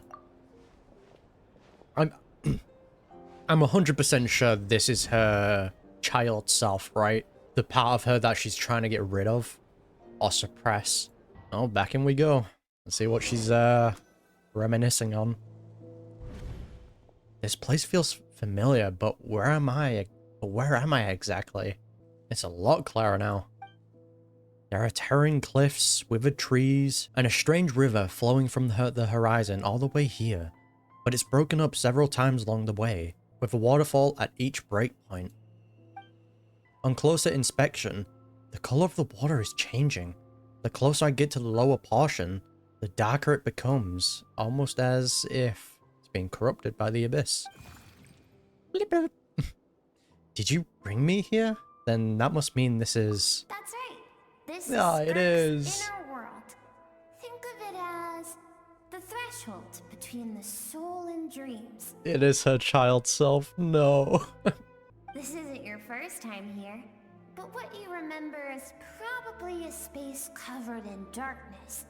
I only managed to illuminate a small portion for you back then. So you can speak. Actually, it's my first time talking to someone like this. God, it's that innocence again, though. That's so sweet. I only managed to break free and bring you here because the injury weakened her power. I guess that's why I can speak again, too. And it's also that Alice sensed this, right? Because she was quoting her part. Call it fate, if you want.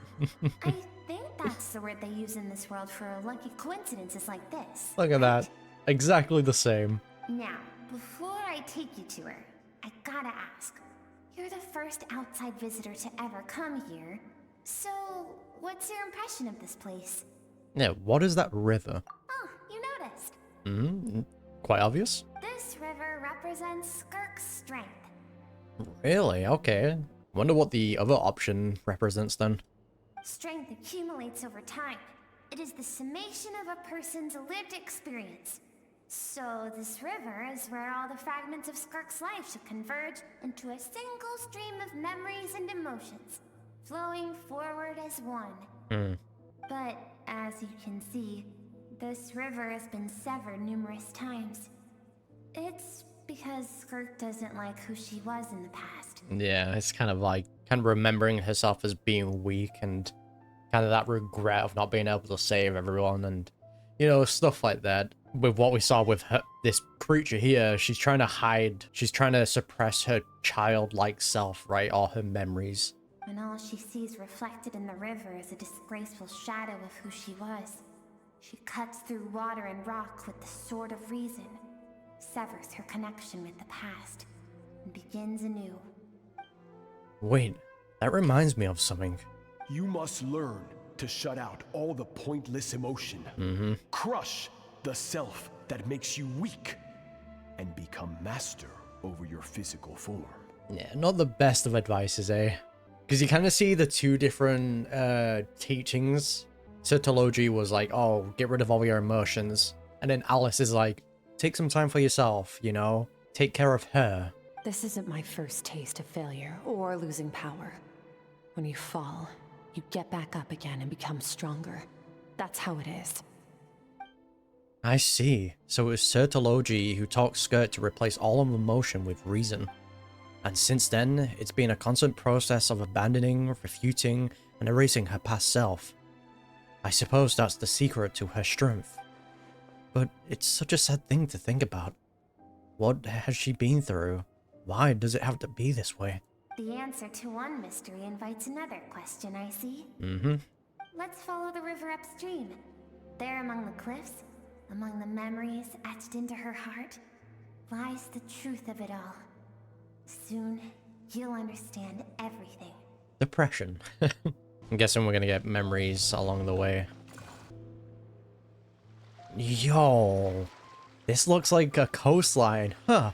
I recognize the drawing on the sand, yep, when we first arrived. Wait, isn't that the picture I drew for Paimon? Why is it showing up in Skirk's memory? I've always thought that, even when falling leaves don't come from the same tree, they can still form bonds of kinship when they meet. Like meteors. You both made a journey through the stars. Both travelers who have landed on a planet that is not your home.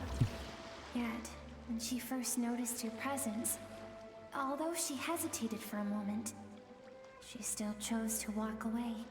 Yeah. Different as ever. Yeah, she was probably debating on whether or not to make that kind of personal connection. If I think about it, it's not that surprising at all. After what happened at the Genshin restaurant, it's obvious she prefers to disappear from other people's lives. She hasn't seen Child in years either. I doubt she's ever made a connection with this world of her own volition. What I'm seeing now is a microcosm of her entire life. Seems like you've answered your own question. Skirk sees herself as a trespasser in this world. She's made a conscious choice to avoid altering its path. But the reason for that decision stems from events much earlier on in her life. I mean, she sees herself as a trespasser because that's pretty much what Sergology referred to her as. He told her that this isn't her home, she's a trespasser. Let's keep going. It's still a long way to the source of the river.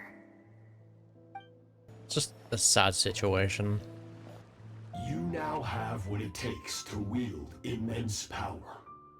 From this day forth, I shall teach you no more. I really like that they're giving us visuals though. No one can become a worthy warrior through imitation alone.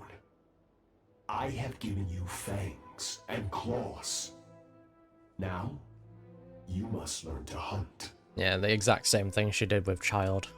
You wish me to travel the world beyond on my own, Master? Indeed. Make new friends. Oh. Embark on your own journey. And piece together a new future from the shattered remnants of your past. Wow. Okay. So he actually did give her good advice then. My bad, Sergology. We will still have contact through the abyss. But know this. Holy. I will take the life you worked so hard to rebuild and reduce it to ashes. Just like the fire that haunts your mind. Okay, I take it all back. Screw you, Sergology. And this is why she doesn't want to make any connections, because she's basically putting other people at risk. Man, that's so sad. Oh.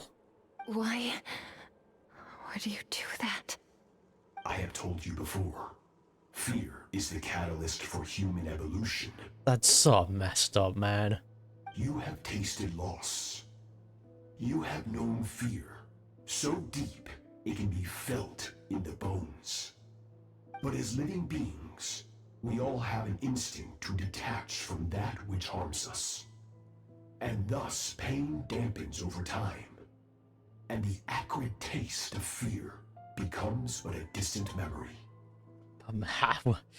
I've got a lot to say on this, but the visual and what he looks like is so sick. Because I'm pretty sure we saw this like black hole thing in the one of her trailers, right? Or was it the animated shot? That was only for like a frame, I believe. Yet now, I have bestowed upon you the gift of fear eternal. It will drown you in the nightmare of your childhood. Or it shall drive you to defeat me, whatever the cost. And that's the reason why she wants to defeat him. Gotcha. Everything makes sense now. That actually is so upsetting though. That figure next to Skirk looks familiar. Right, I saw the same figure during the battle against the all-devouring narwhal. Yeah, when we go into the narwhal and the music kicks up. That is what Skirk's master, the foul, Sertology, looked like at one point in time. Oh, at one point in time. So he's probably evolved now, right? Of course. As a higher being, physical form is a triviality to him. Fair enough. He could appear as a beast, a human, or even a monster that defies description. The form you see him in here, clad in abyssal armor, is the one he usually wears when traveling through the stars. That's so cool, though. I used to think Sergology and Skirk were just like master and disciple, just like Skirk and Child. Nope. Now I can see why Skirk chose to distance herself from humanity. Sergology told her to put down roots here, whilst at the same time threatening to destroy whatever life she managed to create.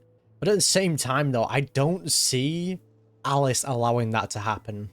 And that's probably why she was offering that advice. Because if there's people that I don't want to mess with, it's the Hexen Circle. They seem like they are terrifying. But I guess the Sinners are also on the same kind of power level. But if you're putting all the witches together, or even two of them, I feel like they could overpower one Sinner.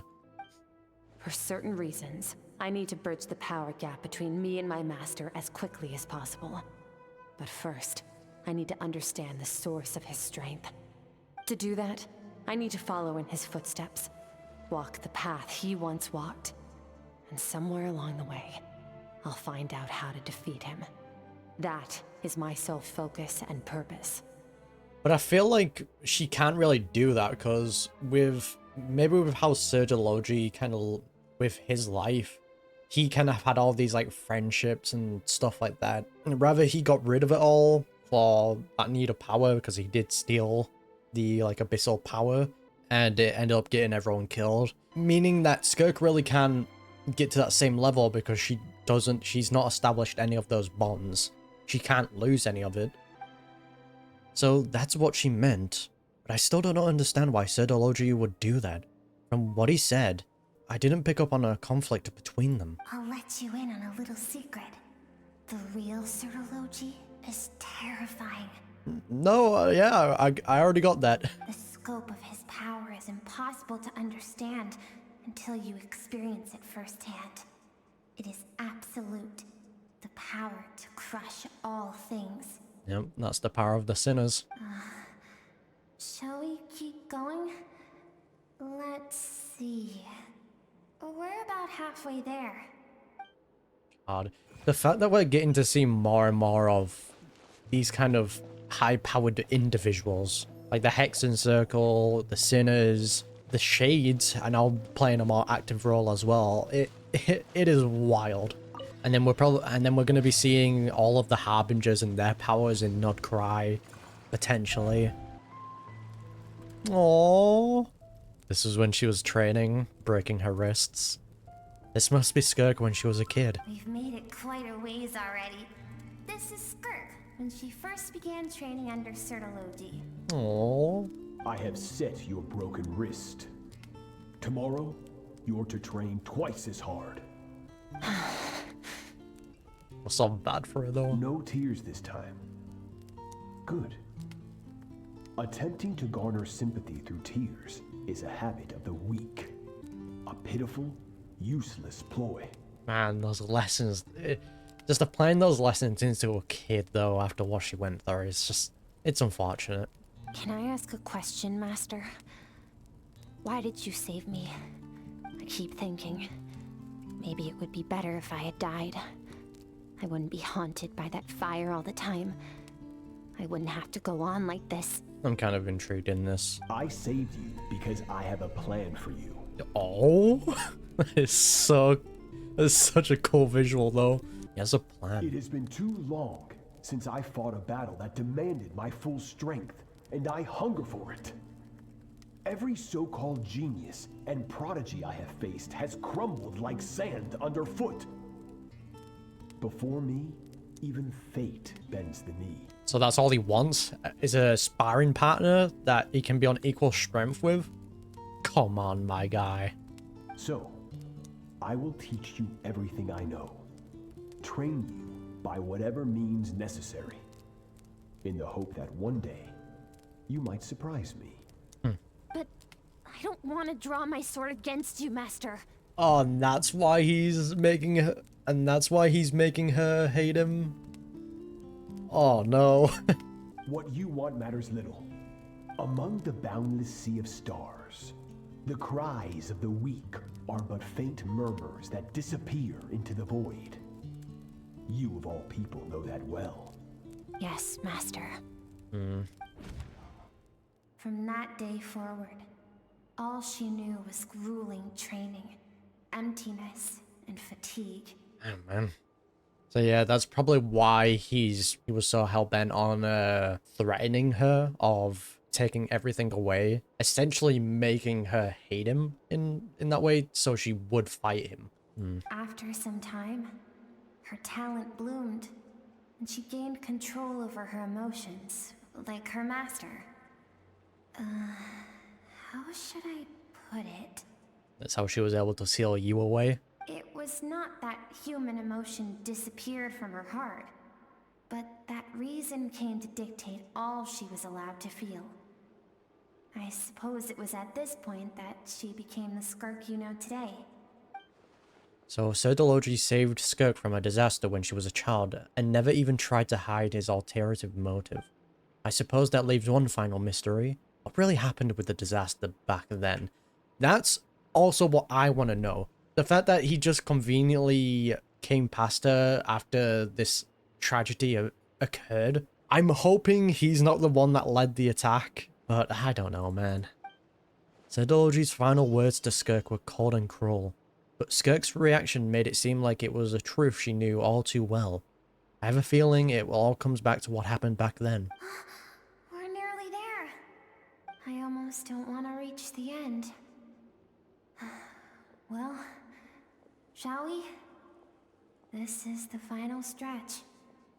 Wonder if she's gonna disappear if she shows us the truth. Or maybe it's just a truth that even her child self doesn't want to see. Oh. These are Skirk's happiest memories. Come on, man, you can't do it to me. What a simple and carefree time it was. Wisps of clouds dotted the sky. The sun bathed everything in golden light. And when song filled the air, not even the shyest of flowers could resist swaying along. This is Skirk's homeland. She was so curious about everything as a child. Always skipping school to go exploring instead. Yep, that childlike innocence. There was so much to discover. The treasures at the bottom of the sea. The secrets beyond the stars. And that merchant ship packed This with is what I want to those know. wearing those strange clothes. Yes, the ship. That was the beginning of the end. Because with what they were talking about, I'm guessing they came from a different world, right? They traveled to Skirk's world.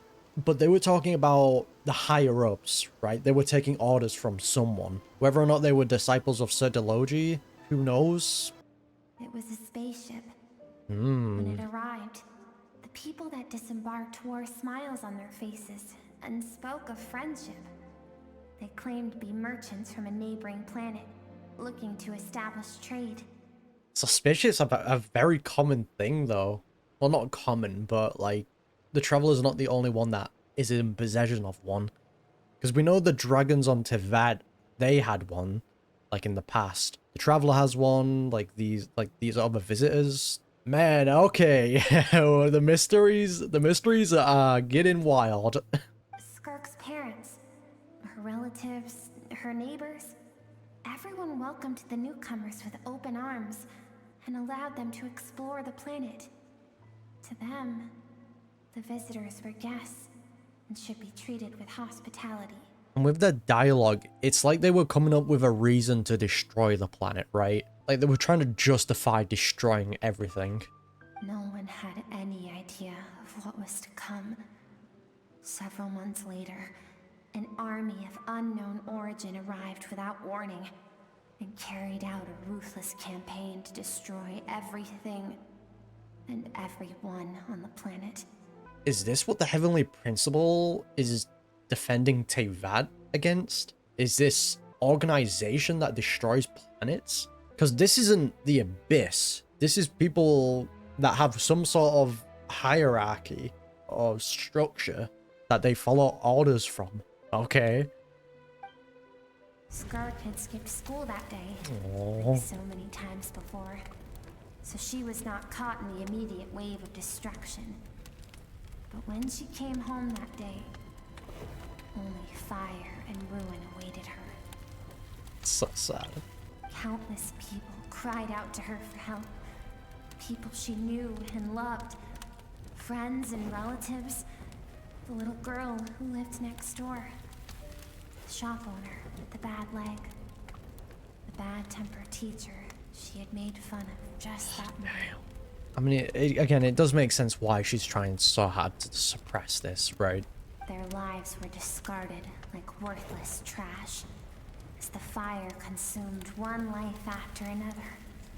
Skirk was helpless. All she could do was run.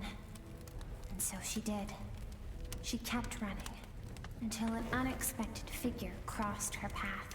And that just feels too convenient that he just showed up there. If Sertology hadn't been there in that moment, the fire would have claimed her life too. And there she would have remained, left to rot in the scorched earth, with no answer as to why any of this was happening. So why did those people destroy her homeland? Because she and her people were seen as a threat. Yeah, I'm guessing it's like the potential of how strong they can become, right? A threat? As the initial merchant ship explored the planet, they discovered that it hadn't always had the condition to support life. Yet there was evidence of human activity, even during the periods of extreme heat or cold in the past. Further research revealed that, over time, the people of this planet had evolved the ability to adapt to any type of environment or energy source. Okay, yeah, so they were just scared. They wanted to put an end to that evolution.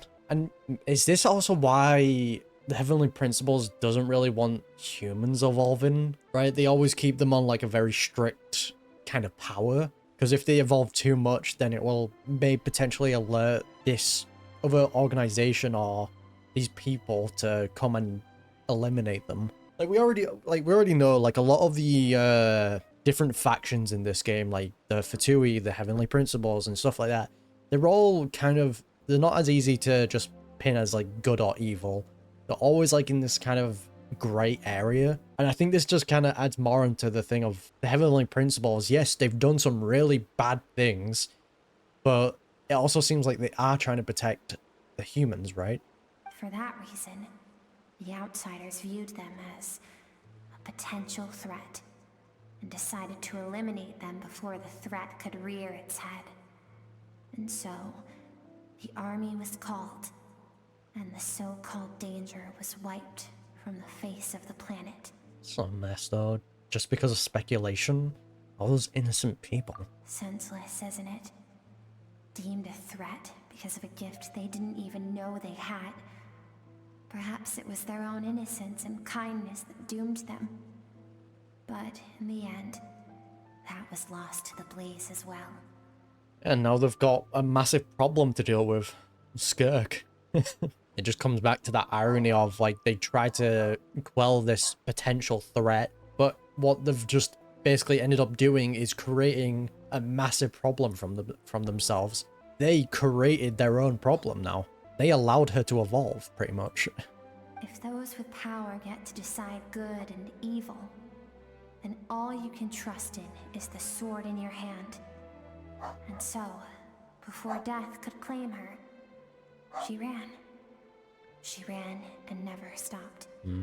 Now I see why Sertology's threat is such a terrifying prospect for her, and now see why she distanced herself from the world. No one wants to relive their most painful moments. True. Well, that brings us to the end of the story. This is as far as we can go. Man, what a character though. So much interesting lore to digest from this as well. Skirk is waiting over there. For both of us. Beyond the waterfall? Let's go to her. It's time to fulfill my purpose. And my greatest wish for all these years. Knew it, she's gonna disappear after this. Depression, here we go.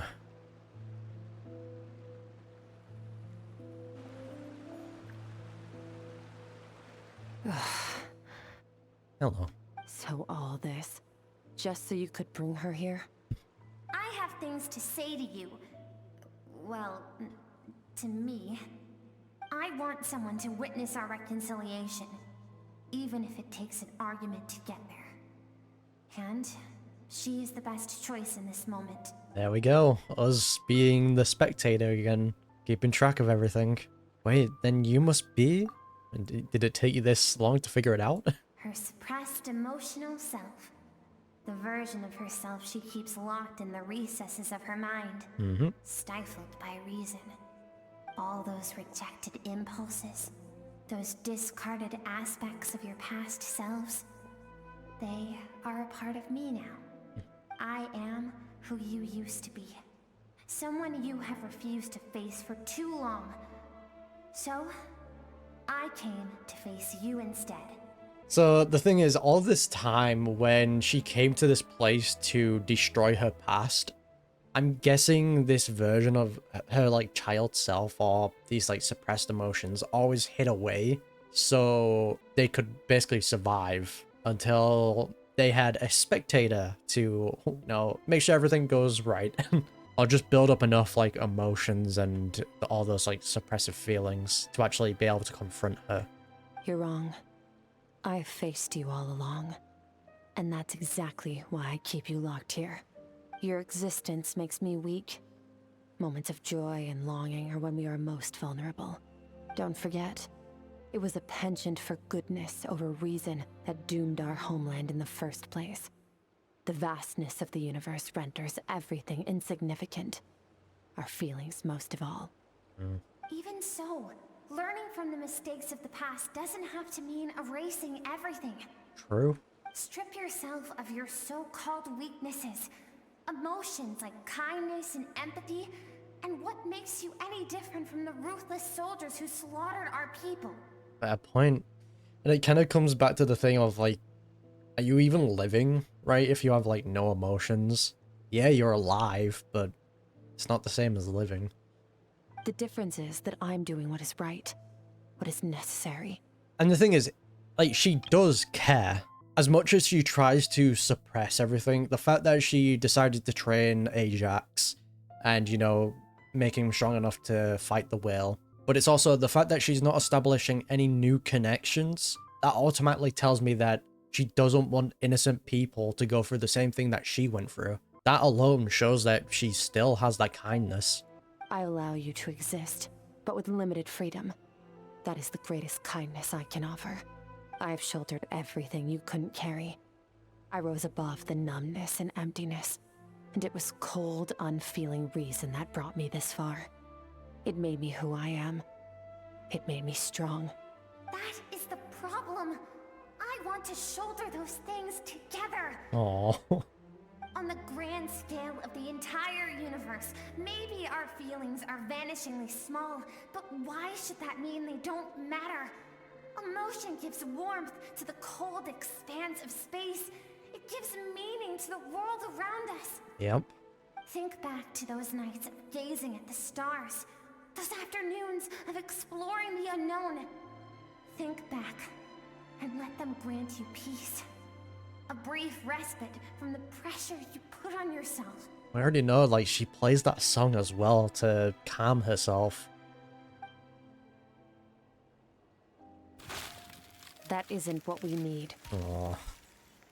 Exactly what we need. It's too strong. It's suppressed too much. Aren't you curious about why recovering your strength has taken longer than normal this time? Finally, you get to the important part. That is the only answer I came here to find. Then look around. Look at your inner world. Yeah, if this is a representation of her mental state, it's broken. That constant suppressing and trying to get rid of everything. Yes, physically you're getting stronger, but your mental state is quickly declining. You cast aside your dreams and curiosity, and in doing so, you lost your original motivation. You severed all connection to who you used to be, so you can no longer draw strength from your past. Damn. Now, the only things driving you forward are fear and survivor's guilt. But these cannot take you far enough. And so, this river, the source of your strength, grows more polluted by the day. Jesus, man. And do you think that means I should seek help from a weak little thing like you? But it kind of brings up the valid point, though. Yeah, not having any emotions, sure, allows you to be stronger, but if the past gives you strength and you get rid of it, then you're gonna also lose your strength as well. You kind of need both of them. Your emotional self isn't weak. Aww. The fact that she has transcended time and broke free from her constraints to come and face you, that proves it. Thank you for saying that. I knew bringing you here would be the right choice. You're welcome. To be honest, I'm not here to argue with you. This isn't about who's right or wrong. And in fact, I agree that in order to make it through the wake of that tragedy, we had to distance ourselves from the pain through reason over emotion. But what is right at one point in time isn't always right forever. I know you will never forget that fire. I know the fact that you were the sole survivor fills you with guilt. And I know that among the voices that haunt you, mine is there too. Because deep down, you know that you didn't turn out to be the person you wanted to be. Jesus, man. All those unfulfilled hopes are like knives to the heart. And I don't want you to hurt anymore. So even if you can't accept me, I hope at least that you can let go. I keep thinking, maybe it would be better if I had died. I wouldn't be haunted by that fire all the time. I wouldn't have to go on like this. The feels are getting to me, how I lie. Breaking through the ice. Your dad and I, we're not afraid to stare death in the face, but we need you to survive. And then the dad told her to remember the song.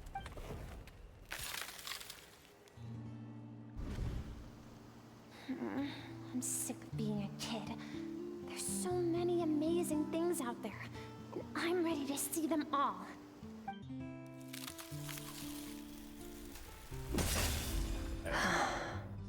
Broken free from it.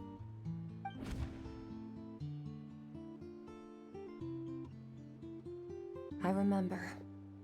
There was a song Mom and Dad always sang when we went out to fetch water. Damn it, man. Dancing water.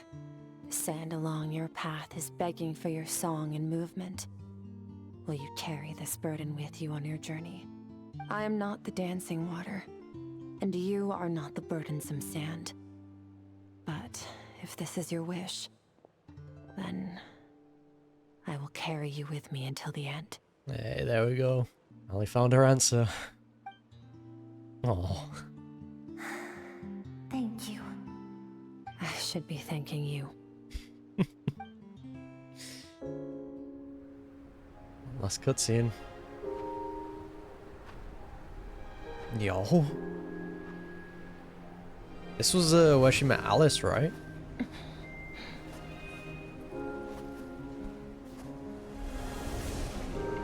Run, Skirk, run! Yeah, Remember, leave no one alive! Oh, come on. Heed my words, Skirk. Oh, the song as well. No, come on, dude. In your soul. Did you survive? Why was it only you?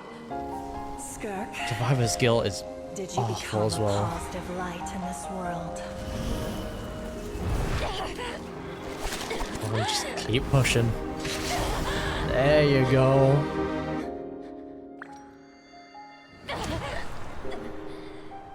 Hey, She needs a hug, this man. doesn't have to be the end.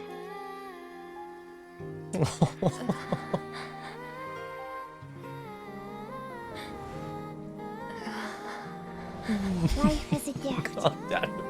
Don't let darkness claim it.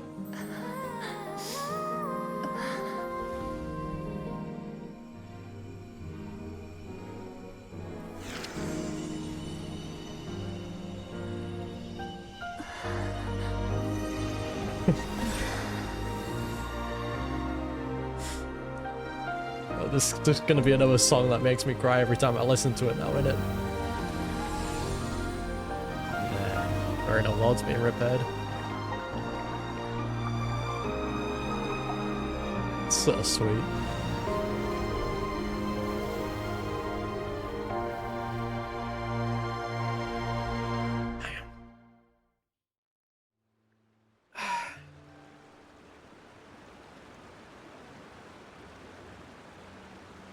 So, you saw my memories then? Yeah, I'm sorry about that. I once asked my master if survival of the strongest was the law of the universe. He said no. But in a world without order, those with no moral boundaries tend to be the ones who survive. That isn't true strength. Power is not a substitute for doing what is right. That's why, after hearing his answer, an idea came to mind. An idea that, one day, I would create a new world order. Oh, One damn. in which there would never be another tragedy like that fire. One in which power was not the law of the land.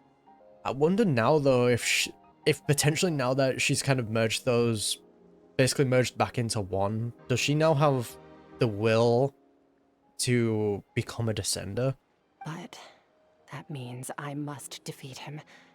Because my master, Sertologi, is, at the core, a defier of all rules and order. Sounds like you have your work cut out for you. Yes, and not just because of the gap in our abilities, but also because I have no reason to see him as an enemy. Although his decision to train me was not made out of kindness, he did everything a master should. He saved my life, taught me the sword and the principles of strength. And for that, I respect him. And this is going to be another song from Genshin that I absolutely loved when I first listened to. Now it's going to be a song that anytime I listen to, it's just going to cause me emotional distress. But he tends to face you in battle one day. I know. And it's not something I want. But Master never goes back on his word. I have to treat everything he says as a promise. He's no longer into that. But he sends me messages through the abyss every now and then. Most of them are simple greetings, or an answer to one of my questions. Every time I hear from him, my heart skips a beat. Aww. And I wonder if this is the moment where he'll finally appear before me and tear down everything I've built to pieces. Nah, well, not quite all. Then. God, he looks so sick, though.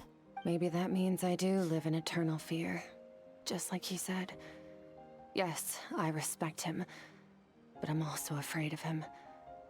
And for that reason, the pursuit of strength consumes every moment of my life. Yeah, I think that's a lot more valid now. That just explains everything about her character. With how she treats people, why she doesn't establish connections, why she wants to get stronger. I think the story quest has done what story quests should do. It's focused on the character. It's not some random NPC that we're helping. It's delved deep into her backstory and her lore. Phenomenal. I don't know what Master has planned, but I have to be ready. If he does attack you one day, I'll help you. Help me? Why? This isn't your fight. We're friends. Because if we want to build the world we both want to see, everyone has to be willing to fight for it. If we all do our part, we can make the entire universe a kind of place. Skirk gazes into the distant sky. There's nothing else to do here. Should I leave? Again, it just sucks that you can't take photos here. They need to give us an option that we can take photos. Like, we don't even have Charlotte to help with it either. Alright, let's leave.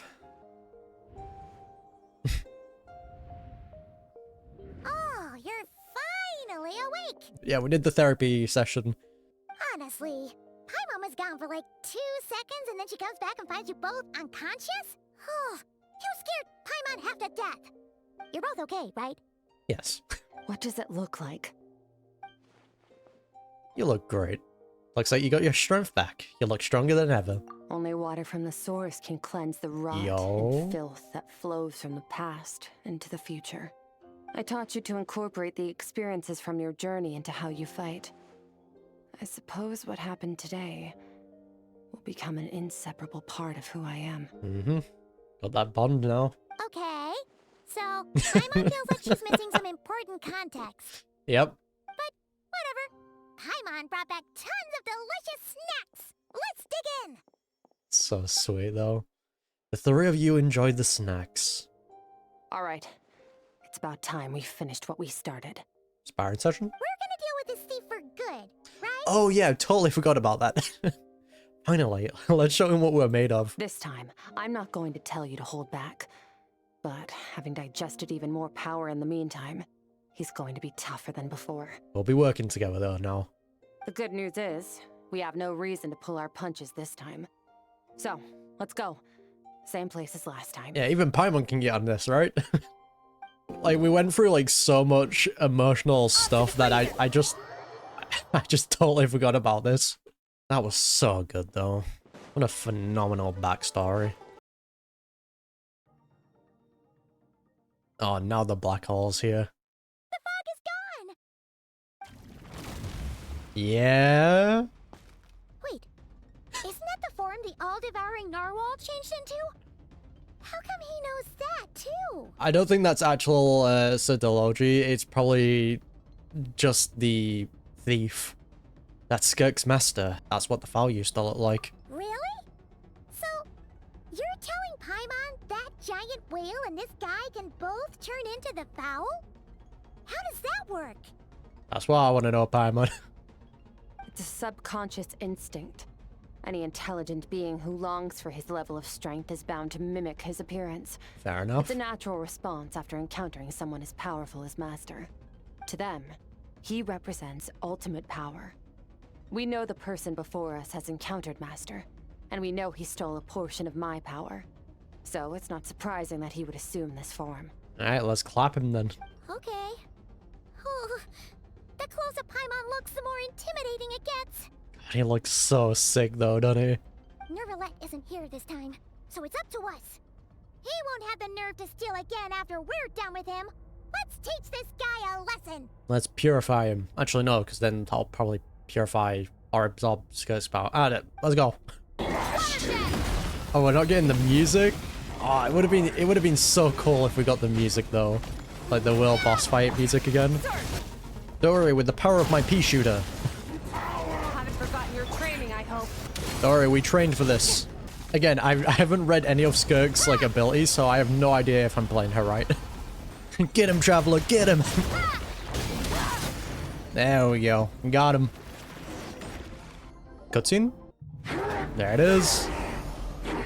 Get his ass. Yeah, the teamwork. Okay.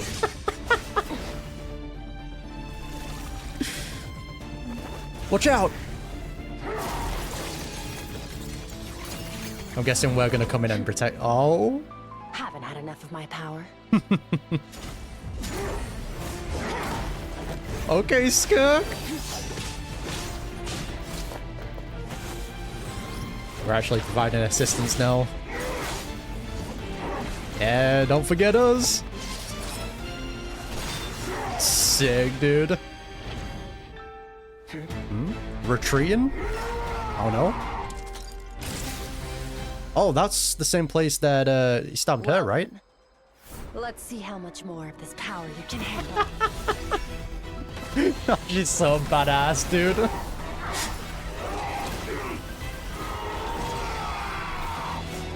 There you go, eat it all.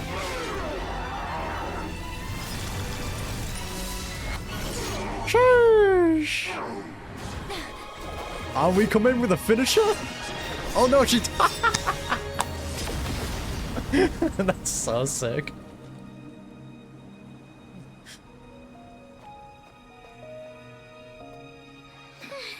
Back to her. That was so cool. I'm glad we let. Oh. What clothing is this? Camria? Well, have you come to your senses? That is Camria clothing, right? You saw that it my is. body was at its limit. So, you deliberately channeled your power into me, knowing that it would destroy my shell from within. That is fascinating that he's from Camria. Such power. Such keen battle instincts. So you must be. There it is. Skirk, Sertologi's disciple. How long has it been? How long has he been away from Tevat? Hundreds of years. Hundreds? Sorry. It's a lot to take in. I should introduce myself. I am Skofnungar, a friend of your master and one of his followers. Man, we're getting so many carrion characters as of late. This is the first time I've heard your name, Skirk. But hundreds of years ago, I knew you existed. And I knew you would come here. How so? Hundreds of years ago? Prophecy? Sounds like you and Master have quite the history. Care to tell us about it? Of course. Might as well take advantage of a clear head while I can. The story starts a long, long time ago. Okay, time to lock in. Important lore incoming. I was born into a noble family in Conria. As the eldest son, I was set to inherit our title. But I contracted an incurable illness as a child, and everyone gave up on me. I trained the sword harder than anyone else, defeated all of my peers. But it was all in vain. When other people looked at me, all I saw in their eyes was pity or a strange glee in my misfortune. Even my parents were just waiting for me to die. We're seeing these eyes more and more often now, aren't we? Like, I'm pretty sure we saw it in Inazuma during the event. We saw it during the 5.7 Archon quest. I don't think there's anything to it. I think this is just showing, like, how someone might view, like, a monster or someone evil. Over time, my heart hardened, and I became aimless. That was the point where I met your master, Sertologi. We were similar in age, but different in background. He was born in prison, the son of criminals who had been sentenced to death. Interesting. He spent his childhood wandering the streets, facing more criticism than the literary works in the Universitas Magistrorum. The what now? Yet, he always wore a smile on his face, as if kindness and malice were one and the same, and he could not see the difference. Definitely explains a lot about certain aspects of his character then. I still remember what he said to me when we first met. You need to fight to survive. Even if it's a losing battle, it should light a fire under you. How can you sit back like this and go down without a fight? I am. That does sound like something he would say. Yep. He was the first to acknowledge that I was worth something, and he inspired me to keep going. When we sparred together, it was the first time I'd actually felt the thrill of combat. But still, though, it doesn't explain how he got gifted the power of the narwhal, right? It just feels like Sertologi used him, right? Or gifted it to him for whatever reason. Whether that's because of that kindness and, like, malice type of situation, who knows? When I was 10, he stole forbidden research materials and managed to cure my illness. Oh, damn. It was like there was nothing in this world he couldn't accomplish. When it came to the human form, he was always intent on pushing the boundaries of possibility. Fully makes sense why he became a sinner then. But somewhere along the way, I fell behind. My talents were nothing compared to his. And at some point, I realized he had pulled so far ahead, I I was too embarrassed to even ask him to spar. After his grand endeavor was successful, he sought me out and said to me, I'm guessing his grand endeavor was stealing the abyssal power. This planet no longer holds anything of interest to me, so I'm leaving. But first, I have an offer. I can use a power I have just refined to break the curse of immortality for you. Oh. Your death was once what we worked so hard to prevent. But the immortality you now face is a different kind of pain altogether. So that's the kindness part coming through. I'll pass. Immortality doesn't sound so bad to me. Since I can't die, it means I have an infinite amount of time to get stronger. What a blunder. Maybe I'll finally catch up to you one day. And we can spar like we used to. Yeah, immortality is not a friendly thing. It is very awful. Are you sure? I cannot say when I will return. Your body, or rather, your soul, might not be able to withstand this curse. Both, to be honest. All I can do is try. After all, a wise man once told me, people need to fight for their own survival. Wise indeed. Nevertheless, if you grow weary of the pain of immortality and wish to experience a good sparring match before you wither away, seek out my disciple. Ah, wow. Okay. Disciple? Never thought I'd hear that word coming from you. It's like, yeah, she'll be a good enough opponent for you. Nor I. But Vedifenir said I was destined to find a disciple out there in the universe and bring her to that. Correct me if I'm wrong, but Vedifenir, he's one of the sinners, that's for certain. But is that the same, was that the crystal that we met in Caribear's thing? Like, the one that, like, he also does, like, prophecies? Because I know Dane's brother is also a sinner, but I don't know what his brother's name was. Oh, this is his brother's name. Okay. Yeah, I totally forgot which one of the sinners was actually Dane's brother. You know as well as I, Vedifenir's prophecies are never wrong. Well, now I'm curious about who this disciple of yours will be. All Vedifenir said was that one day, the stars shall bow in her honor. Really? An interesting statement. Sounds pretty impressive. Of course. Only the most outstanding people would have the right to become my disciple. And I guess that kind of explains how he was able to meet Skirk at the right time then. Still self-assured as ever, I see. But you're not wrong. I'll be leaving then. Oh, and if you are serious about getting stronger, I left you a little gift in the primordial sea. As I've said before, walk whatever path you want. Freedom means even the wicked get to make their own choices. This is where the descent started. Waiting for me in the primordial sea was the all-devouring narwhal, already beaten into submission by Sertologi. Damn. In its weakened state, I was able to cut off part of its flesh and sew it into my own heart. The fact that that gives you the ability to devour everything, though, is impressive. Your heart? That sounds like torture. How did you even survive that? He's a mortal, Paimon.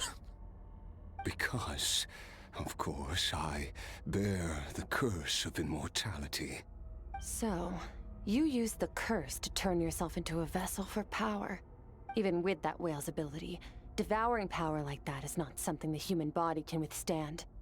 With your body and soul constantly at the breaking point, it was the curse of immortality that sustained you. I mean, we've seen it time and time again, though, not just with the people that have this curse, but even with, like, Archons. The passage of time alone just completely erodes you. But that is not the path to strength. You have to pour your heart into it, work for it, dream of it. Instead, you stole something that didn't belong to you, and it backfired. You're right. I should have known better, but I already pushed myself to my limits, and he was still miles ahead of me. So I had to take a leap of faith. I mean, it seems like Sir Delogi knew this was going to happen, though. Obviously. He's like, look, I left this there. If you really want the power, you can have it. He probably already knew that, like, this was the most obvious outcome. I miss your master. I miss the days when we were all together, troublemakers without a home. I don't regret the choice I made. But if you'll allow it, I do want to apologize. To both of you. After the beating we just gave you, I think we can call it even. Again, I can never bring myself to hate anyone from Camria, because I just feel bad for them. You're an interesting one as well. They're just trying to do their best. Sir Delogi's disciple. That's a lot to live up to. It can't have been an easy experience. I know what he's like. He rules with an iron fist. Damn. Using despair and fear to force you to catch up to him. All the while, standing ever out of reach. What a fascinating character, though. We're like mountain climbers in the dark, never knowing how much higher we have to climb.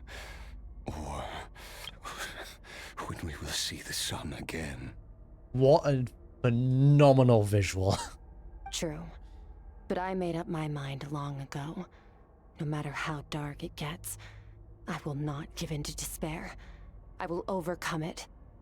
Yes, ma'am. Besides, after hearing your story, I suspect what Master really wants is not a battle that demands his full strength, but rather a defeat without regrets. Interesting. Okay. Oh. Since you're his friend, you must have some things in common. The first time we came here, when you stabbed me through the fog and stole my power, I felt no emotion coming from that spike. Yep, the exact same way he teaches everyone. But when you had to devote all your strength fighting me just now, I could feel joy and passion emanating from your blade. It was the joy of a researcher discovering the truth of the world. The joy of an artist uncovering a temple of wonders. Sweet, though. Interesting. I'm certain I didn't express those emotions outright. Yet you were able to read them from my blade. Like a glimpse into my inner world. I guess they're kind of like disciples of the same master, though, so they kind of understand each other in that way. You're right. That battle brought me an unbridled sense of joy. And my defeat brings me no regret whatsoever. Exactly. I think Master also craves a battle like that. One where his opponent forces him to use all his strength, unlock the extent of his potential, and transcend his own limits. A battle to end all battles. What more can he transcend into, though? He's already a massive problem. After which, all can come to an end. Including, perhaps, his life. Man, that fight being animated, whether or not in-game or as an animated short, that would go ballistic. For that very reason, good and evil are meaningless to him. He has one purpose, one goal, to complete himself. It's one of the secrets to his strength. Perhaps you're right. Perhaps that is his goal. What a battle that would be. Oh, to witness such a... There he goes, yep. Are you okay? Body cat held up. Too many different kinds of power are surging through my body. The curse of immortality allows it all to coexist, but it does not remove the pain. I wonder if we can absorb some of it then. Steal a bit of the power for ourselves. Also helps him. I won't be able to hold on to my sanity for much longer. What a shame. I would have loved to witness that battle. We'll witness it for you. Sotologi once offered to free me from this curse. Now, I must ask that of you, Skirk. Can you release me from the pain? I can, but not through death, if that's what you were hoping for.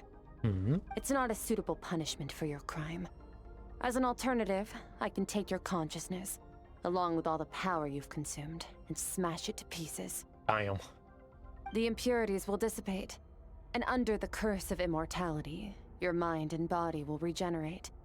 When that process is complete, you will be back to who you were before, no longer tortured by powers you can't control. Fascinating, though. It's just like a massive reset. But it will be a time-consuming and painful process. The decision is yours to make. I accept. And who knows? Perhaps I'll wake up in time to witness your great battle with Sotologi. So you might show up again in the future then. I have faith that you'll be able to stand against him one day. Though I know it'll be a long and arduous road. If we are climbers in the dark, it appears the dawn has finally broken for me. But your ascent continues. At least, it looks like you are not alone on your journey. Not anymore. I will reach the top of this mountain, no matter what it takes. And you, Skofnunger, will be my witness at the end of all things. Bars. It's finally over. Let's get out of here. Huh. At least we don't have to make a mad dash for the exit like last time. True. Let's leave together again, Skirk. Skirk gazes into the distant sky. There's nothing else to do here. Should I leave? Let's go. Not like we can take photos, unfortunately. I mean, I got a few screenshots, actually. We did it! It's only been a few days, but it feels like forever. I mean, yeah, we spent like 4 months with her, technically. Once again, we've proved there's nothing we can't overcome. We're just that awesome. I didn't even break a sweat. Wow, you sound even more confident than usual. Guess you really have become stronger. Today sure went by fast. It's night already. Oh wait, that reminds Paimon. The stars you mentioned, the ones that died out, are they back now? Oh yeah, that was very important. Yes. The power Skofnunger stole has been returned. So, the stars have regained their light. I wonder who C60 stole. Great! A player in game actually lost all their constellations to their characters. It's so funny. Huh. It's crazy that you even noticed their light was gone. There are so many stars in the sky. If a few disappeared, Paimon definitely wouldn't be able to tell. I mean, Skirk pays attention to it. I suppose it's because I have gazed upon this sky for centuries. The false stars, hanging in the meticulously planned sky, glittering with rotten light. Damn. It's not real. And yet, it is for that very reason that I can look upon it and enjoy the momentary peace it brings. It's beautiful, I agree. I'd like to see what it's like up there. Even the most beautiful of bubbles has to burst. We will return to the real universe one day, whether of our own volition or not. That's the same thing our sibling said. Time marches ever forward. Even the innocent and naive will taste life's bitterness. Yet through hardship, we grow until we learn to seize the sands of time for ourselves and uncover our true strength. Oh, was that? Or maybe I'm just mixing up what our sibling said with what Skirk said in the trailer.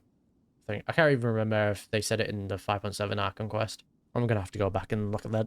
Though we gaze upon a false sky, its vastness and majesty is palpable. One can only wonder, what is it going to take for kindness to reign supreme in the vast expanse of the universe? A lot. It's gonna take a lot of friendship. Ugh. This is all going over Paimon's head. But if she knows one thing, it's that the Traveler always finds a way. The Descenders will put in work. Ever since we met, She has filled Paimon's days with happiness. Aw. No matter how tough things get, she always finds a way to make it better. Adorable. If it's too big a job for one person, then we'll do it with two. And if two's still not enough, then three. We've met so many amazing friends and accomplished so many amazing things. As long as we don't give up, we can make any wish come true. Now you can join us on that. I suppose when it comes to you, anything is possible. That's a descender for you. Well, I should be going. Now that my power is no longer isolated from my emotions, I need more practice to get used to it. When will we meet again? I suppose fate will decide. Maybe we'll bump into each other on the street. Or maybe we'll reunite on a different planet entirely. Interesting. I mean, with the whole Teyvat chapter thing, potentially we could go to another planet. Genshin 2. Regardless, reunions and partings are but passing moments. More than anything, I hope that at the end of this journey, wherever it takes us, we stand in a world reborn. Oh yeah, trust me, we will. The new world is coming. One without war, pain, or forced partings. One where new life can bloom, even where there was once nothing but scorched earth. For this, we must all work to become stronger. Of course, Master. If that's what you want to call me, I won't object. Let's go! Goodbye. That's cute. Goodbye, Skirk. Oh, well, bye, Master. My bad. Is it just Paimon, or is she being nicer than before? We definitely count as friends after all that, don't you think? 100%. I mean, she's nicer now because... Actually, Paimon wasn't there, was she? Okay, I forgot about that. Paimon wasn't there for the therapy session. Hey, what do you think about camping here tonight? There's nothing quite like sleeping under the stars. I mean, it's a pretty scenery, sure. And tomorrow, we can continue our journey. Oh, and since Paimon treated you to that super nice meal at Wanmin Restaurant, it's about time you return the favor. Fair enough. Whispers betwixt? Still don't know how you pronounce that. What a phenomenal story quest, though. Oh, and we also get the instrument? A guitar that Skirk made based on the instruments of her homeland. The guitar has its own unique charm when played. Its ancient melody seems to hum of a history that nobody recalls. An Abyss Crystal, a gift from Skirk to you. When worn, it can be used in your sleep to dream mirror with her. To find the culprit, Skirk infiltrated your dreams whilst you witness the memories deep within her heart. Use this crystal once more to revisit certain scenes of what happened back then. We can go back! Huge, actually. Oh, okay, never mind. It's only the images. Oh, that would have been so cool if we could actually go back to that place. I'm fine with that, though. At least we get to see the pictures again. Also helps with people that need to take screenshots. But yeah, that wraps up Skirk's story quest. Again, I said it near the end, but this is how a character story quest should be. Actually having it be fully focused on the character, not some like NPC. It did the job it needed to do. It establishes Skirk's like backstory, her goals. You know, it developed her character a lot. they just did an absolute phenomenal job with that. It made me cry as well, so that's also another plus. Anything that can do that goes up on my tiers straight away.